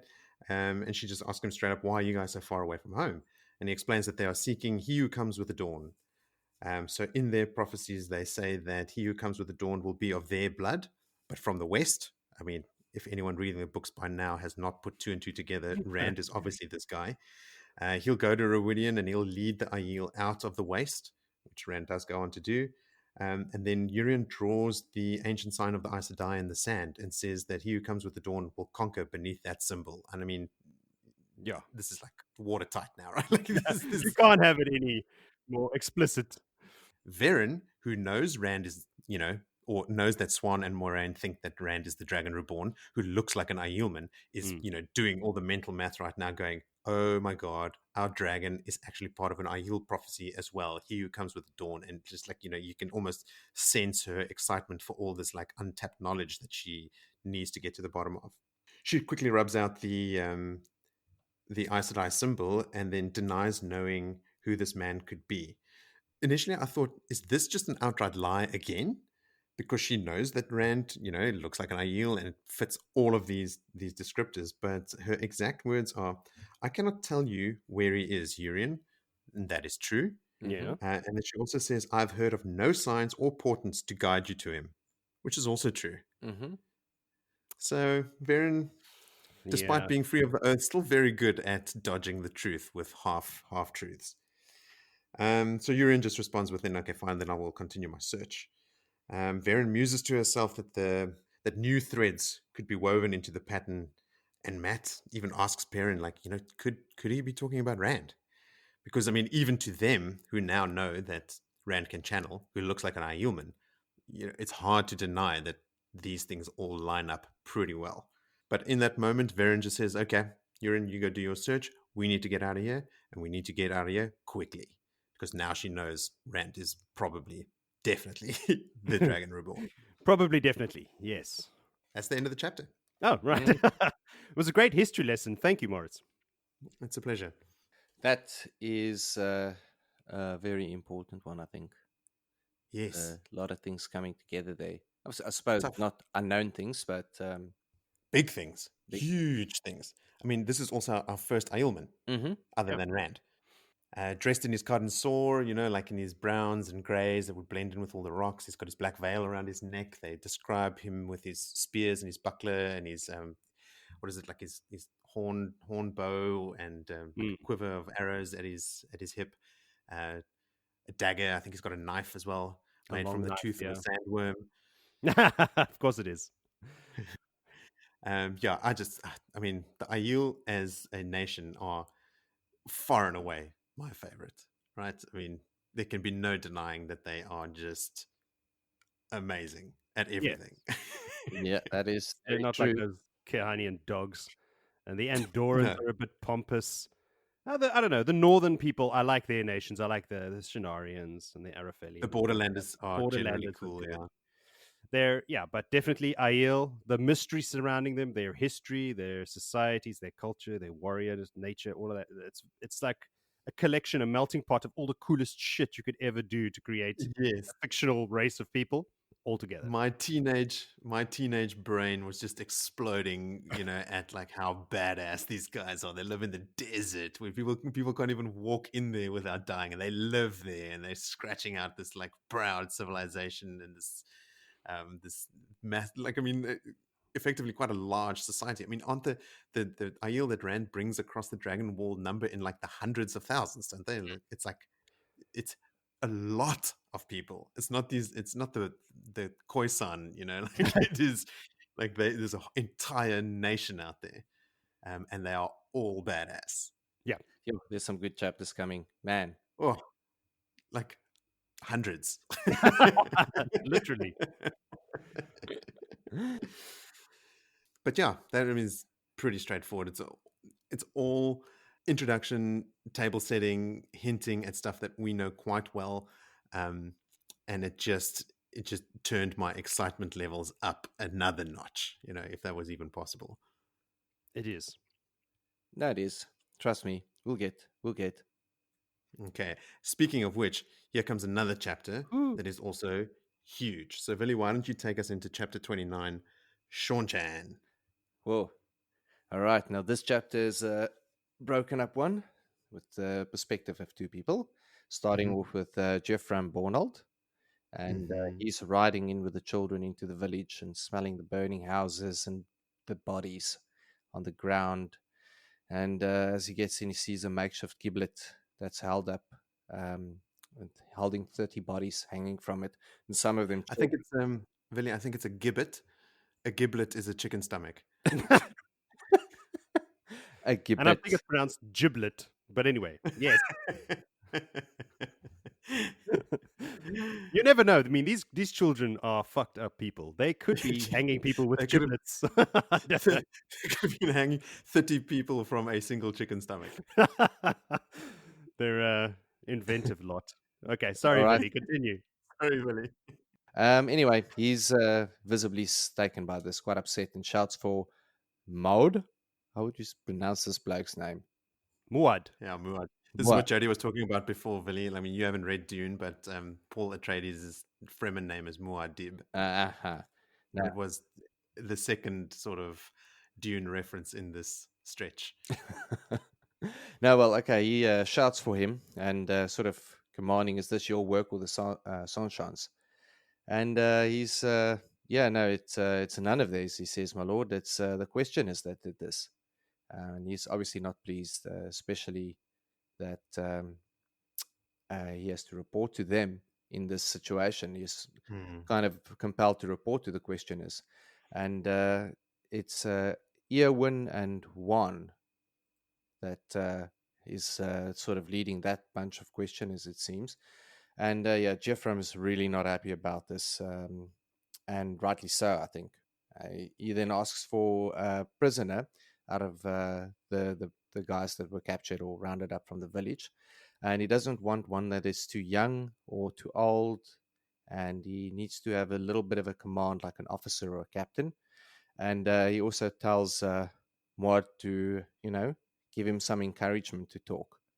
So I don't know how bad that encouragement would be, but you can take it. He's going to get beaten up.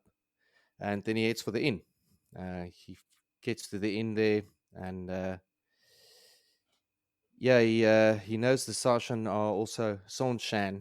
are also called the Helene, those who come before, and Ragal. Fuck, I'm going to screw that one up big time. Too late. It's already done. Ragal. Yes, them dudes. Them dudes. Those who come back home.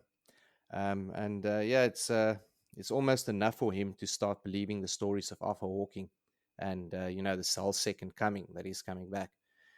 And yeah, he knows about the previous encounters with the survivors. He's starting to hear the stories as they've been traveling of them riding on monsters and horses, and the monsters fighting side by side with them, as well as Aes Sedai. So anyway, Jarrell then comes back with a message for him and telling him that they've gone too far and too fast with his legion, and they need to pull it back and get back into the plains. And Child Buyer then also seems to agree that they should do this. But Jaichim then tells Gerald to basically fuck off and go and eat and wash your hands if you want to. And in an hour's time, he'll have a message for him to return. So, yeah, he then tells Child Buyer to ride and get all of the other like legions or camps of men that is still in the plain and to come and join him. They're going to be moving the entire legion, and they're going to be moving up to Toman's Head. That is where the battle's going to lie. That is where the Dark Friends are. And it's seriously concerned. And one of the things he said is like, why are the questioners dressed as the people that's busy fighting there? The Terraboners and the Domani. Yeah, the Terraboners and the Domani. What is happening here? There's like things are really uneasy for him about what is happening and going down there, and what really the purpose are for them. But yeah, he's not even seeing the guys in their whites and in disguise, and that is what is the reason for all of this? So to paint the picture, you've got Almoth Plain in the middle, with Aradoman to the north and Tarabon to the south. And Toman Head, it juts out from the Almoth Plain into the Arith Ocean. And that's where Falme is right on the tip of that Toman's Head. Now, Bornald says that the children in the south of the Almoth Plain are dressed in Domani cloaks, and the children fighting in the north of the Almoth Plain are dressed in Terraboner cloaks. That's what they are called now. Boner cloaks. Boner cloaks. For short. So my question was, is Carridin actively trying to sort of foment war between those two nations? Because, Yes. Tarabon is in the south, but he's dressing the children in the north in Tarabon colors Yeah. and killing people there to make Domon think they're under attack from Tarabon, and vice versa in the south. Yeah, Indeed. Well, So absolutely. I mean, that's the picture that is painted for me. And yes, yeah, Bornhold is onto this. He's yeah, very much yeah, onto this, well, it's and they pretty keep clear. moving him because they know he's a good general. yes. That's why he was sent there by Pedro Nile. Mm. So my question was, sorry to interrupt your No, absolutely. summary, Go Bill, for it. but I wanted to home in on this specific topic while it is being relayed, and that is, I don't understand what Pedro Nile's intention was for Bornhold to report to Carridin, because Jaichim Carridin, I think, is acting out the orders given to him by Ishmael Mm. when he was at the Dark Friend Social to continue causing chaos, basically, Mm. instigate war between nations. Where chaos reigns, that's where the shadow will thrive. But why did Pedro Nile make Bornhold, who is a general, a decorated general, the reason he was sent there in the first place is because he was probably the most qualified to actually participate in any kind of war or battle in that area. Why did he make him report to a questioner? That is, I've got no answer for that. It's very weird. We're going to read later on because there Yeah, is some sort of manipulation of Pedron back in home base. 'Cause Mm. we know that he gets assassinated later on and stuff. So people are working against him. He may not have complete control over all of the children and the questioners at this point already. So Well, we know Eamon Volder is the guy that eventually is Niall's ultimate downfall, and who knows what his intentions are. It was just, yeah, I mean, I guess what I'm saying is, if Villy can't remember from, the rest of this book that becoming clear, I really, really hope that we do get a clear answer as to why Bornhold would have been put in this position. Because, Bornhold, Geofram Bornhold anyway, the dad, the older grandfatherly type, he I mean, he's a white cloak and he's completely fucking misguided, but he does show some class a number of times. And when Villy's done, I'll touch on a couple of things that he says as well. That he's not an idiot, no, and he is probably trying to be a good person. yes, he's a good white cloak. Yeah, so I don't know why such an exemplary white cloak, if not an exemplary human, would be put beneath someone like Jacob Carridin. Yeah, none of that makes sense to me. The It whole doesn't. the movement of them, but also the continuous movement of his legion. But I mean, even when he pulls into the village, he's appalled by seeing that kids are being hung.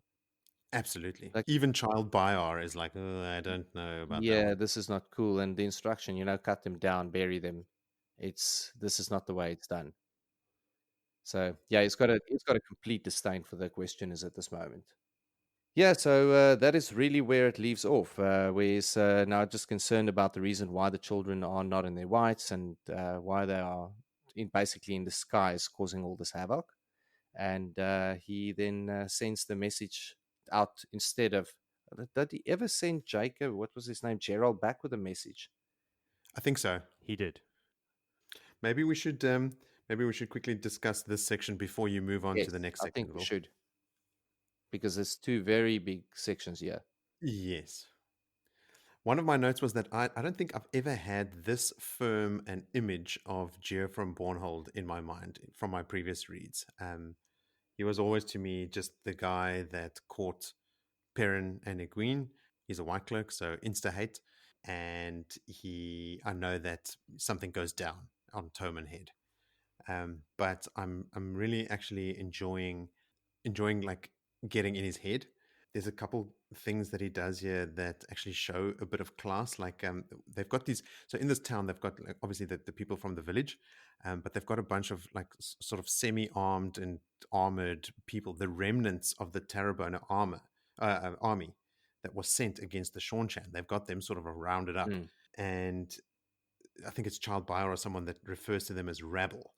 But these guys have seen some shit. These are the guys that have been fighting the Seanchan. So, like, I mean, they've been seeing monsters come to life, Grom and Toraken and that sort of thing, and then women just ripping people apart, like women that can channel just using the power only as a weapon. So they would be completely spooked. I mean, they would think that this is a completely unwinnable fight and they are doomed. And Bornold actually says to Bayard that they should test themselves. The White Cloaks should test themselves against these invaders before judging these men too harshly. Mm. And that's like quite a compassionate view to take of people that he's ostensibly sent into control. Yes, absolutely. I mean, he has taken all of these stories that he's heard about these invaders, and he's taken it really seriously. Like he Absolutely. can't see that the riffraff left over is fighting a war against each other. He can't see this war. He hasn't seen anything really. All he sees is the destruction left by the Seanchan. Yeah. And Robert Jordan also does a cool thing, and he's probably done it already, and I haven't called it out, but I really like how when he writes a chapter from a point of view, specifically the points of view that are less frequent, so like you get these sort of, if not once off, then only one or two chapters from specific people's points of view, and this is one of the rare ones from Bornold. But when he does write from that person's point of view, everything in that section sort of takes on that person's persona and sort of their flavor and culture and stuff. And one of the lines that really stood out to me in this section is he says, when Bornold is thinking, he's thinking to himself, the children did not look so neat as when he had brought them across Tarabon, but they seemed ready to parade compared to the rabble that crouched under their watchful eyes.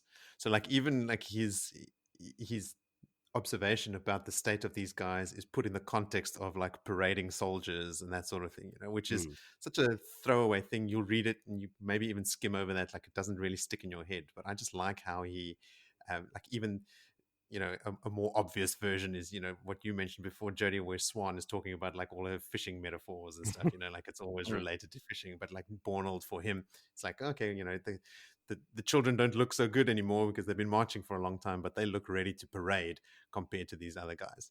Yeah, which I just really enjoyed. I did just glance over that while I was reading it. So yeah, I mean, I must be honest, say like the White Cloaks were by all means my least favorite. I think that's universal. It's just, I mean, I like the Forsaken more. Yeah, but I don't even want to read this. Yeah, okay, that's all I got on the Bornhold section. What I did like is him pulling out his knife, his dagger, yes. and pulls a very Thom move there. Starts and even trimming his nails. Even admitting that he doesn't know why it seems to have such a good effect, but it does, so he keeps doing it. There's something about these old men. Thom, him, daggers, cleaning nails, trimming nails. Mm-hmm. It must be the thing to do. But yeah, that wraps up that section of the chapter. And then now we're going all the way to the Arith Ocean, back to the spray with Domon. Bayle. Bayle's got his feet spread, balancing him as they busy trying to flee square Seanchan invader ship chasing them down. There's just no way that they can outsail or outrun. Was it outsail this pursuing vessel? The way you just phrased that made me think of the Borg ship chasing them. It's not a big cube ship; it's a square ship, Moritz. Jeez. They have square backed quarters. All right.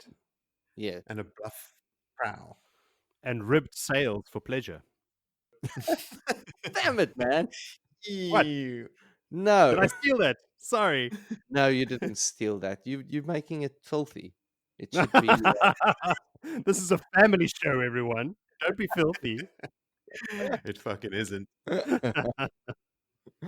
Yeah, but he's in. They're in hot pursuit, and he decides to now sail it down into the coastline. Let's try and outrun them in the shallows. And as they're sort of making a line for the shallows, And he's had a look through the looking glass. He can see people up on the deck. The next minute, it's exploding next to him. Basically, the water's starting to burn. Big spray washing over them, one on each side of the boat, and then eventually one ahead.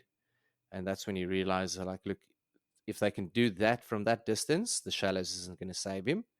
And thinking about, he's still got a half a load of fireworks down in the hull from trading up the coast.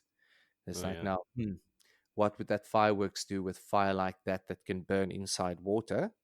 And the only positive thing that he comes to there is that at least they won't remember it. They'll be blown to smithereens. It's sort of taking a bit of solace in that. But then he makes the call to say, no, stop this, and sort of drop sail or raise sail, depending on what type of boat you are. I think on his boat, you drop sail and just let them catch up. And so they get caught and they get boarded. And he realizes he's sort of the captain and two soldiers board. And then he notices, well, they dressed quite formally, and he sees behind them there's two women, one dressed with a dress with lightning bolts, and the other one quite plainly as woman, but both of them look like women. And then the captain takes off her helmet or headgear, and he realizes, like, whoa, this is a woman. And they sort of, the first question they get to with him is, do you have any woman on the ship? And he's like, no, there be no woman in my crew. Yeah, there be no. No, there be no woman in my crew. There you go. Love that alien accent. And I just hear Mr. Krabs the whole time. And he's like, no, there's no woman. He's just a lonely old trader. And he is just doing his business. No woman. He's peaceful, mean no harm. And they then say that, okay, cool, well, then you'll come back with us and you'll swear the oaths. And he's like, what oaths? And I think at some point he has a question about the woman that's leashed, and he cops a backhand, sort of a proper backhand with that's what I imagine, a armored glove or something. Yeah. He realizes then rather not ask any questions about their leashed women. It's the soldier, what's his name, Calban or something like that, is busy cleaning his sword, and he lifts his sword up and he puts it to Domon's throat, saying, you keep your tongue off that. It's not for you to speak of or me. Yeah, that is when they're sailing back already. He asks again. So he cops it from them, but he agrees. Captain leaves the ships. They leave just one of them, the Calvin or something. And they set sail for Falme. This female officer, what's her name again? Because she's super important. I mean, she's in the book. Well, they get married. Yeah, that's true. Oh, wow, I'd forgotten about that. Man. I don't know how to pronounce this, but it's like Egwene or something like that. Egwene. Yes. Egwene. Yeah. Oh, okay, she defects and they marry. All right. Yes, super important, as I said. Yes. I couldn't remember why. That's how they meet. That's the story they'll tell their kids about how they met. She boarded his ship and slapped him in the face with a gauntleted hand. Yes. Yeah. A typical romantic comedy. Yeah, that's how I met my wife. Backhand. That doesn't surprise me. Now, they decide to then lift the sails, set sail, and that gives Domon some time to sort of question this guard. And that's when he gets the sword to the neck when he asks about the woman that's leashed, to the point where it actually cut him in the neck like a little bit. Serious about this. Quick note, the sword. I think they mention in this chapter when the guy is cleaning the sword that it is a much broader blade than what Domon has seen. And I want to ask you this, Vili, because you've finished the book. I always imagined the fight with, I think it's with Lord Turak himself, who is also a blade master at the end of this book. I always imagined him as a really, really big guy because he carried the sword that I thought was really big. I think the swords are like scimitars. Yes, that's the impression I get as well. Is it? Okay, good. Because that's new for me. Like, I'd never pictured a scimitar. What is a scimitar? Have you watched Robin Hood, Prince of Thieves. Oh yeah, that's a good reference, Joe. Yeah, Morgan the Freeman's character, Morgan Freeman's character has a scimitar, like a big the fat painted man. a painted man, yes. And he has a curved, wide blade, a typical Mm. Arabian sword from that period. I think it's it's an Arabian weapon. That's what I imagined, like big white blade, curved, like in a Yes, Yes, yes. or Aladdin, yes. Mm. Okay, cool. Sorry for my interjection, but yes. Yeah, but they then pull up in Falme, and all the men get taken off the ship, and they search the ship, and Egwene then leaves with something in her hands wrapped in a little yellow silk something, and said, "All right, you come with me." And she takes him to see the High Lord Turak. Yes. Now he's like, "Oh no, well, he wonders what she got there." And oh well, then they go off to old Turak. Turak. You said it twice the exact same way. Turok, dinosaur hunter. Yeah, so pulled up there, she takes him through. They then enter this great big room that he can see is absolutely furnished not by the people that live there. Furniture with strange curves and tapestries and all kinds of odd nonsense. And he's a collector of odd nonsense, so he can spot odd nonsense. And he gets announced, and they all bow down, like faces to the ground. And he's got his head literally down to the ground. And he walks in, and Turak then asks Egwene to rise and present, and she's like, well, she's got a gift for him, and she gives this whatever was in, and then that's where Domon realizes it's the seal that he had in the boat. And he was questioned then after that by Turak if he knows what it is, and he's like, no, he doesn't. And he almost sort of talked about, well, you know what, you can have it. And then he cops another hand for saying that he cannot give what's already been taken from him. Mm-hmm. And he then walks it through to a little display cabinet of his collection of Currengula. Quendia, Well done. obviously. Quendia. Hearthstone. Yeah, Hearthstone objects. And he's got an identical seal. He's got two seals. Does he? Yep. Yes. He places the one in next to another identical one. Wow. Yeah, and it comes out that he, other than the Empress, has got the second biggest collection of these Hearthstone relics. There you go. Moritz, Yeah. are you trying to tell me you made 11 pages of notes and not anywhere included there is another seal? No, I thought he just had a lot of Hearthstone and he added the seal to his collection. I missed that he had a seal of his own. No, he's got a seal of his own already. Okay, He cool. places it next to its exact twin or something is in the text. So now we know where 3 of them are. Yep. Indeed we do.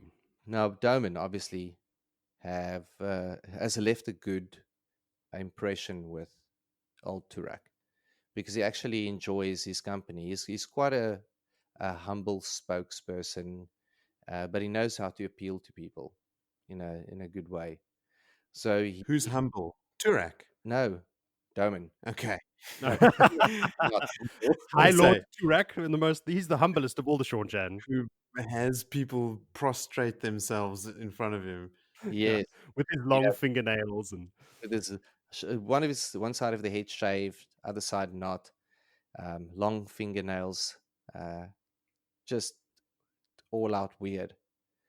Anyway, these guys are weird. So he decides that he won't behead Domon, and he will swear the oaths, and he'll have him over for more talk, especially about old things, it seems. They are questioning him why he had it hidden, and Domon was, he's a collector of old things and odd things, and there are those who would board your ship and walk off with small things. So he's got to lie his way through many things. And eventually I think it's an end of this chapter where he says like, okay, now he's got to sit down and start lying his way through this as well. Yes, he's got to lie his way out of Falme. But yeah, he's basically seen that there's more of these. We got the introduction of old Turak, who just doesn't seem like a pleasant fellow. He's realized now that these guys don't take any crap. You also get on the walk from the docks to High Lord Turak's, mansion that he's occupied, the whole sort of explanation of how the Seanchan operate in this area. They pull in, they decimate any opposition before them. Then they just go around making people swear the oaths to, obey and await the return, and then they leave them. That's Even armed. They don't watch them. They don't, because they have so utterly cowed these people that they are comfortable enough to just, be on their way. Yeah, straight up. People normally walking with their swords next to them, and I think was it Egwene who stops one of them. Yes, Says, to sort of demonstrate to Domon yeah, how loyal these people are. But you can see the guy is the guy that she stops and asks, what are you doing? Would you ever use that sword against us, sort of thing. You can tell he is shit scared. I Yeah. think he's shitting himself when she stops him. Yes. He immediately is like, oh, fuck, oh, fuck, oh, fuck, oh, fuck. Yeah, exactly. And one of the nice things. I mean, one of the things is Egwene has got. So she's got her own Domon, and Yes. when on the boat when Domon sort of eyed it, she already piped up, "Oh, you're admiring my Domon." I'm one of the few captains that own one, and she came with a great price or something of the sort. But it seems like the Domon had a different Suldam when they got off the boat. Yes. Yes. So they, like the Domon is the property, the Suldam just do like, The bidding. I guess, shifts and rounds and that sort of thing. Yeah, I suppose the you got to have a Domon couple doesn't to. get no rest. The Suldam get rest. Yes. Now, is this Domon a Seanchan woman? Because we do know in the future that they capture Aes Sedai, and sometimes you just be like, see one and be like, oh, fuck, that's an Aes Sedai. Because The surely there only- were some Aes Sedai on Toman's head already coming to investigate or something like that. I think this Domon specifically is Seanchan purely because she knows. Actually, they don't need to know the weaves, do they? The Suldam control the weaves. I can't remember. But yeah, I mean, the very first thing Egwene says to them on the boat is, "Do you have any women on board?" Because that is their number one priority. Round up anyone that even has a spark. Yeah. And I took note of that. They are just ruthless, getting down to business, just sorting out anyone that can channel, adopting them, and like taking them on as their own weapons, and just A, eliminating them as potential opposition, and B, strengthening their own numbers. They are just methodical in their approach, and it is brutally effective. Well, they're using a brutal power in a brutal way. Totally. They are, I mean, the Seanchan society is utterly reprehensible, right? It is totally fucked, the way that they enslave these women. And they are also just utterly ruthless. When they are coming into the harbor, Domon notices a man in a cage hanging from the cliff. And Watcher. again, says that is the first watcher or the head watcher, whoever that is. And that is who we spoke about earlier, is the group that were, sort of settled on at Falme, who are the watchers over the waves. And this guy in the cage is not even the first watcher that was there when they got there. They killed the first one in this cage above the water. When he died, they elected a new one, put him in the cage, and died. And then when he died, elected a new one, put him in the cage. Like they're not even reasonable in their in their punishments. Like it is that they go through administrative and bureaucratic bullshit to get another person elected so that they can put them in the cage and kill them. It's so brutal. I have a question about this because she says that he's in the cage there. They're being punished because they were watching for the wrong thing. Is one of the lines. So Forgot their oaths or something. if they were not watching for the Seanchan, then what were they watching for? I don't know. Weather. I think now remember, I can't remember where exactly it was. We read back. They spoke about the watchers over the waves. Yes. that It's Van Dien it's Van who Dien. talks to Moraine in the library. Yes. And is this not the Watcher that is this not the same? This is exactly that. It, So Yeah. earlier in this episode, I mentioned this, the differentiation that Van Dien made between Avron and Avron and Mavron. Mavron. Yeah. Yes, in the Carathon cycle. So we had these questions. Remember in the chapter where Moraine had that conversation with Van Dien, and then the Drakkar attacked and all that yes. sort of stuff. Moraine ends that chapter with she had learned something that she didn't know she was looking for, and we were speculating about what that could be. And this is what I think that is. The dots that connected for me is that yes, Varen, even early in the book, when you read about Tommen Head in the Dark Prophecy, Mm. the Watchers wait on Tommen's head and the hammer burns the tree or whatever the fuck that was. Varen mentions back then that, maybe there is still these people, there's still the Watchers over the waves based in Falme. Maybe that's got something to do with this thing. So Varen was speculating about that initially. Then when Moraine is talking to Van Dien in the library, and Van Dien says, in the Carathon cycle, the line is, the Watchers, blah, blah, blah, wait, whatever the reference to the Watchers is. And Van Dien was saying, because the original Old Tongue word was Mavron and not just Avron, she thinks it is actually just like a shortened version of the Domir Avron, who are the Watchers over the waves. So when Van Dien says that, Moraine would remember what Varen had said about Tommen Head from the Dark Prophecy, and now Van Dien is connecting the Carathon cycle, the quote-unquote light prophecy, with Tommen Head as well. So maybe that's what the penny that dropped for Moraine, that there's definitely something going down on Tommen Head. She might not know exactly what it is yet, but she knows there's connecting tissue there between the dark prophecy, the light prophecy, and these rumors of war on the Almoth Plain. So just like in book one, where all the stuff is coming up about the Eye of the World, and Moraine is just going, okay, I don't know exactly what's happening here, but there's obviously a focus there, so we need to just be there. And I think she's doing the same thing here with Tommen Head. Suddenly, there are these references to Tommen Head popping up. And I think she's now clicked. We need to do something, or either be there, or go there, or do something about it. Mm. Oh, that tracks. That's Yeah. because what was the Carithian in the Carithian cycle? The Watchers it was to do also with the direction they're watching. Well, the dragon will proclaim himself above the Watchers, but Van Dien was saying it's above the Watchers over the waves. So where Van Dien was thinking above them means north of them, and she mentions Saldea, it is actually Rand in the sky Yes. above Falme and above where the Watchers over the waves are based. He will proclaim himself. And that is where Rand gets his second Heron Mark brand. Mm. And the second one is to name him true. Yeah. So there you go. All those pieces fit. That's all well and good, but still doesn't tell me what they were watching for.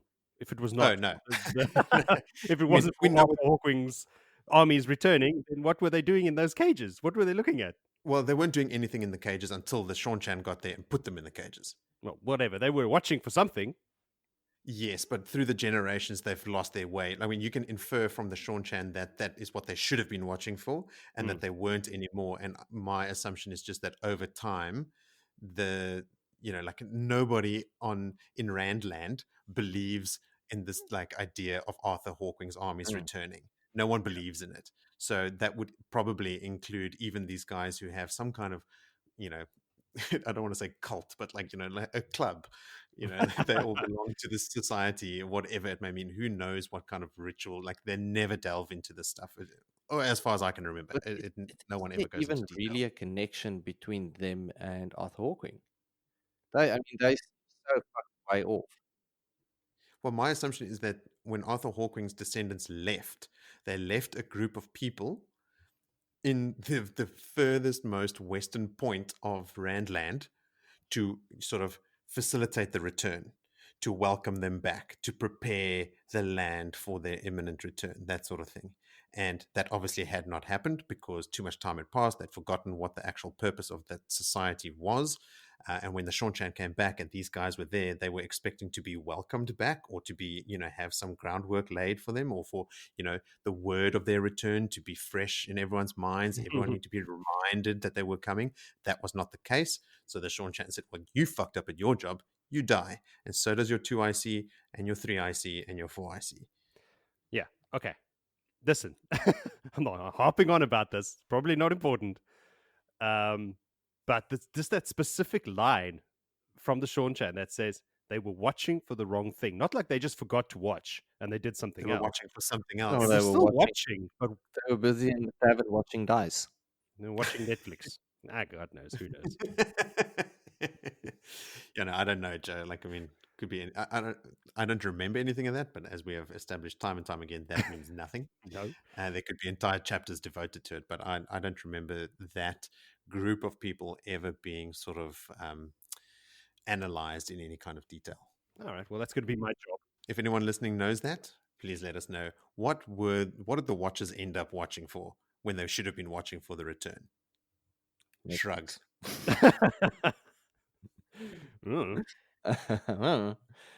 Well, there's a few other takeouts. Turak does like to drink coffee. It's called cuff.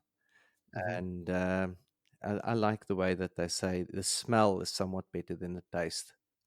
It's almost as good as the taste. Yeah, it's almost as yeah. Anyway, and yeah, he's a despicable man.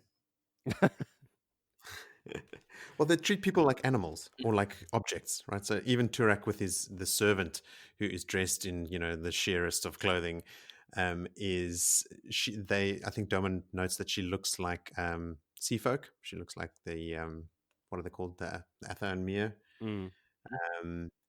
He doesn't even acknowledge her existence. Like, he basically reaches out without looking at her for the coffee and picks it up and carries on living his life as if she doesn't exist. And that theme is just doubled down on throughout any chapter dealing with the Seanchan. They treat people like absolute garbage. So they have zero redeeming qualities in my mind. So where we have, in the previous chapter, our first exposure to the Aiel, who are like the most honorable and likable nation in the entire series, the very next chapter is juxtaposed with these people that are utterly disgusting. I would like to see many of them slayed. It's coming. Unfortunately, I mean, some of them die, but I don't feel like the Seanchan get the comeuppance that they deserve in the series. It's just too powerful. Yeah, but that's not an excuse. I mean, Rand beats the Dark One. Yes. Yeah, I think Rand has other issues to deal with, even though he could channel them all into putty. He's got bigger things on his plate to deal with at the moment. Look, he needs them, right? Because he needs, first of all, they cannot be infighting during Thom and Gaidon, and they also have these like absolute weapons, right? These people are trained to kill and trained for warfare, to use the one power as a killing force. And you can't deny that that is useful in a massive war against the darkness.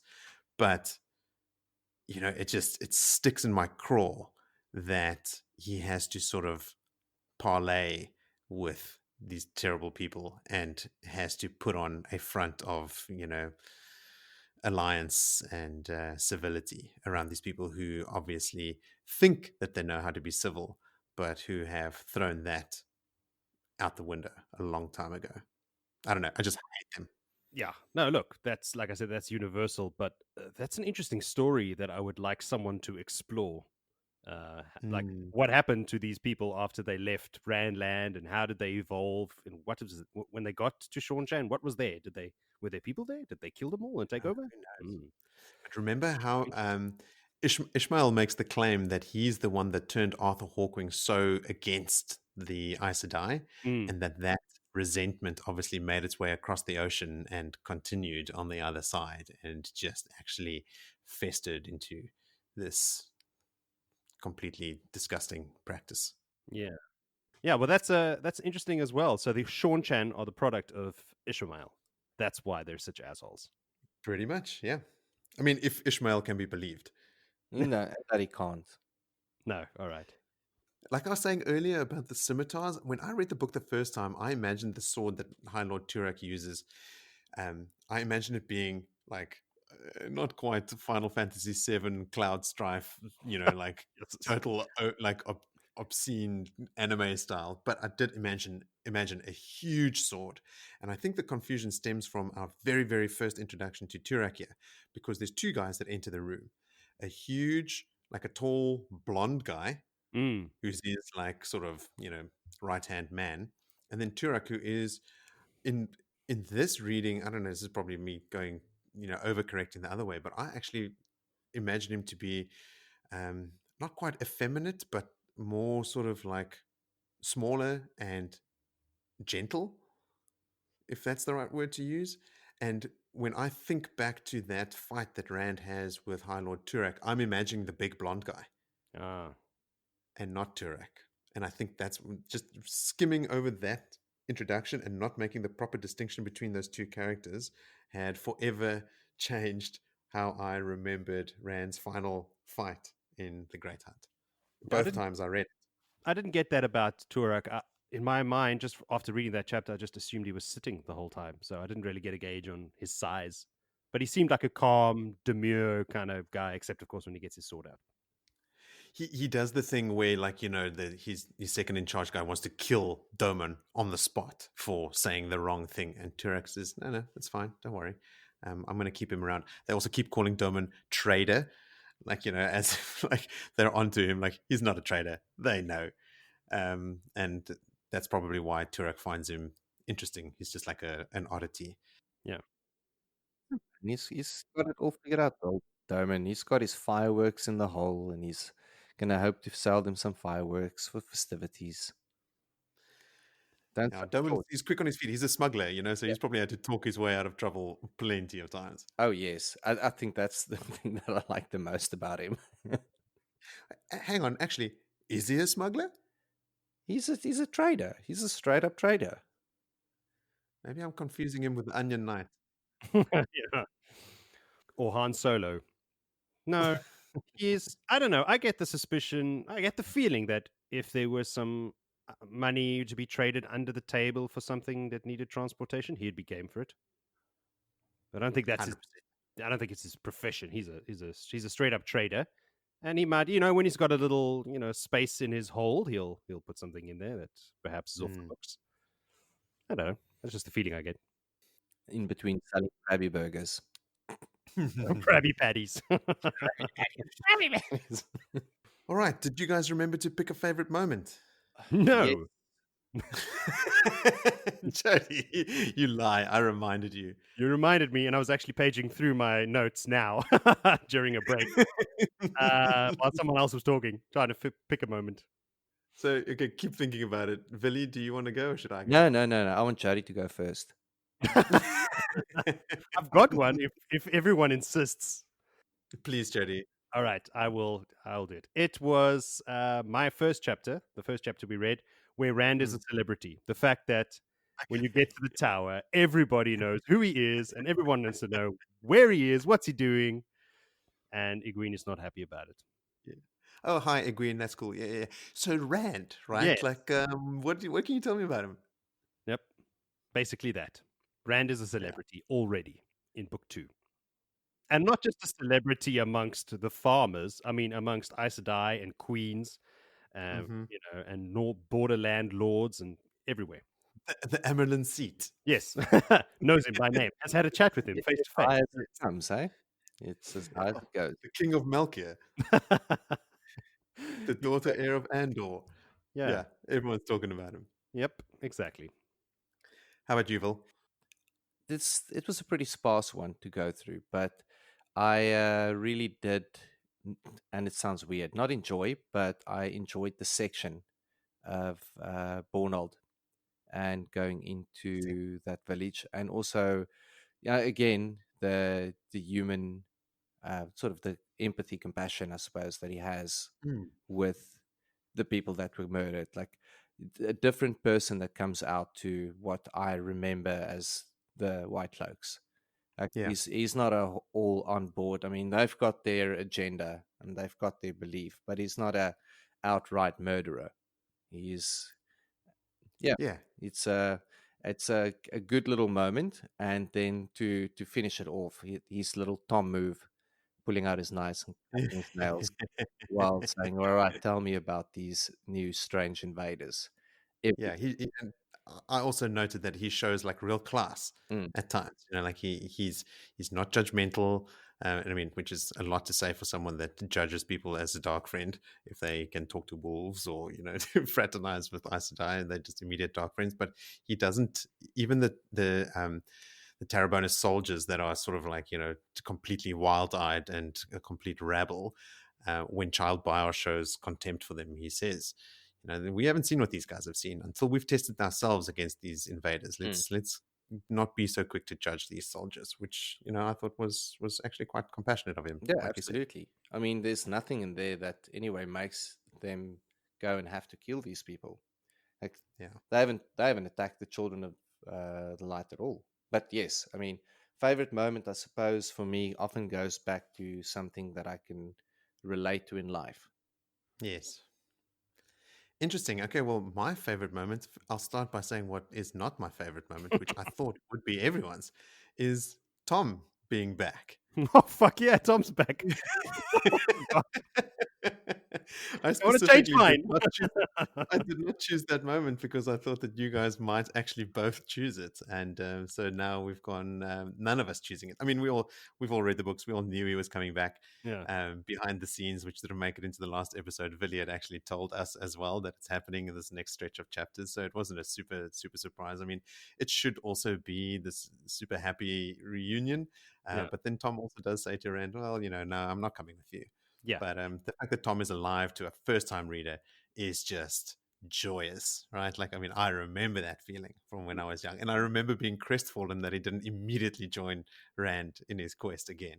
I think that's why it's not one of our favorite moments. It's such an anticlimactic return. He's like, "Oh yeah, I'm back, but I'm not going to join you." And also, what I think that whole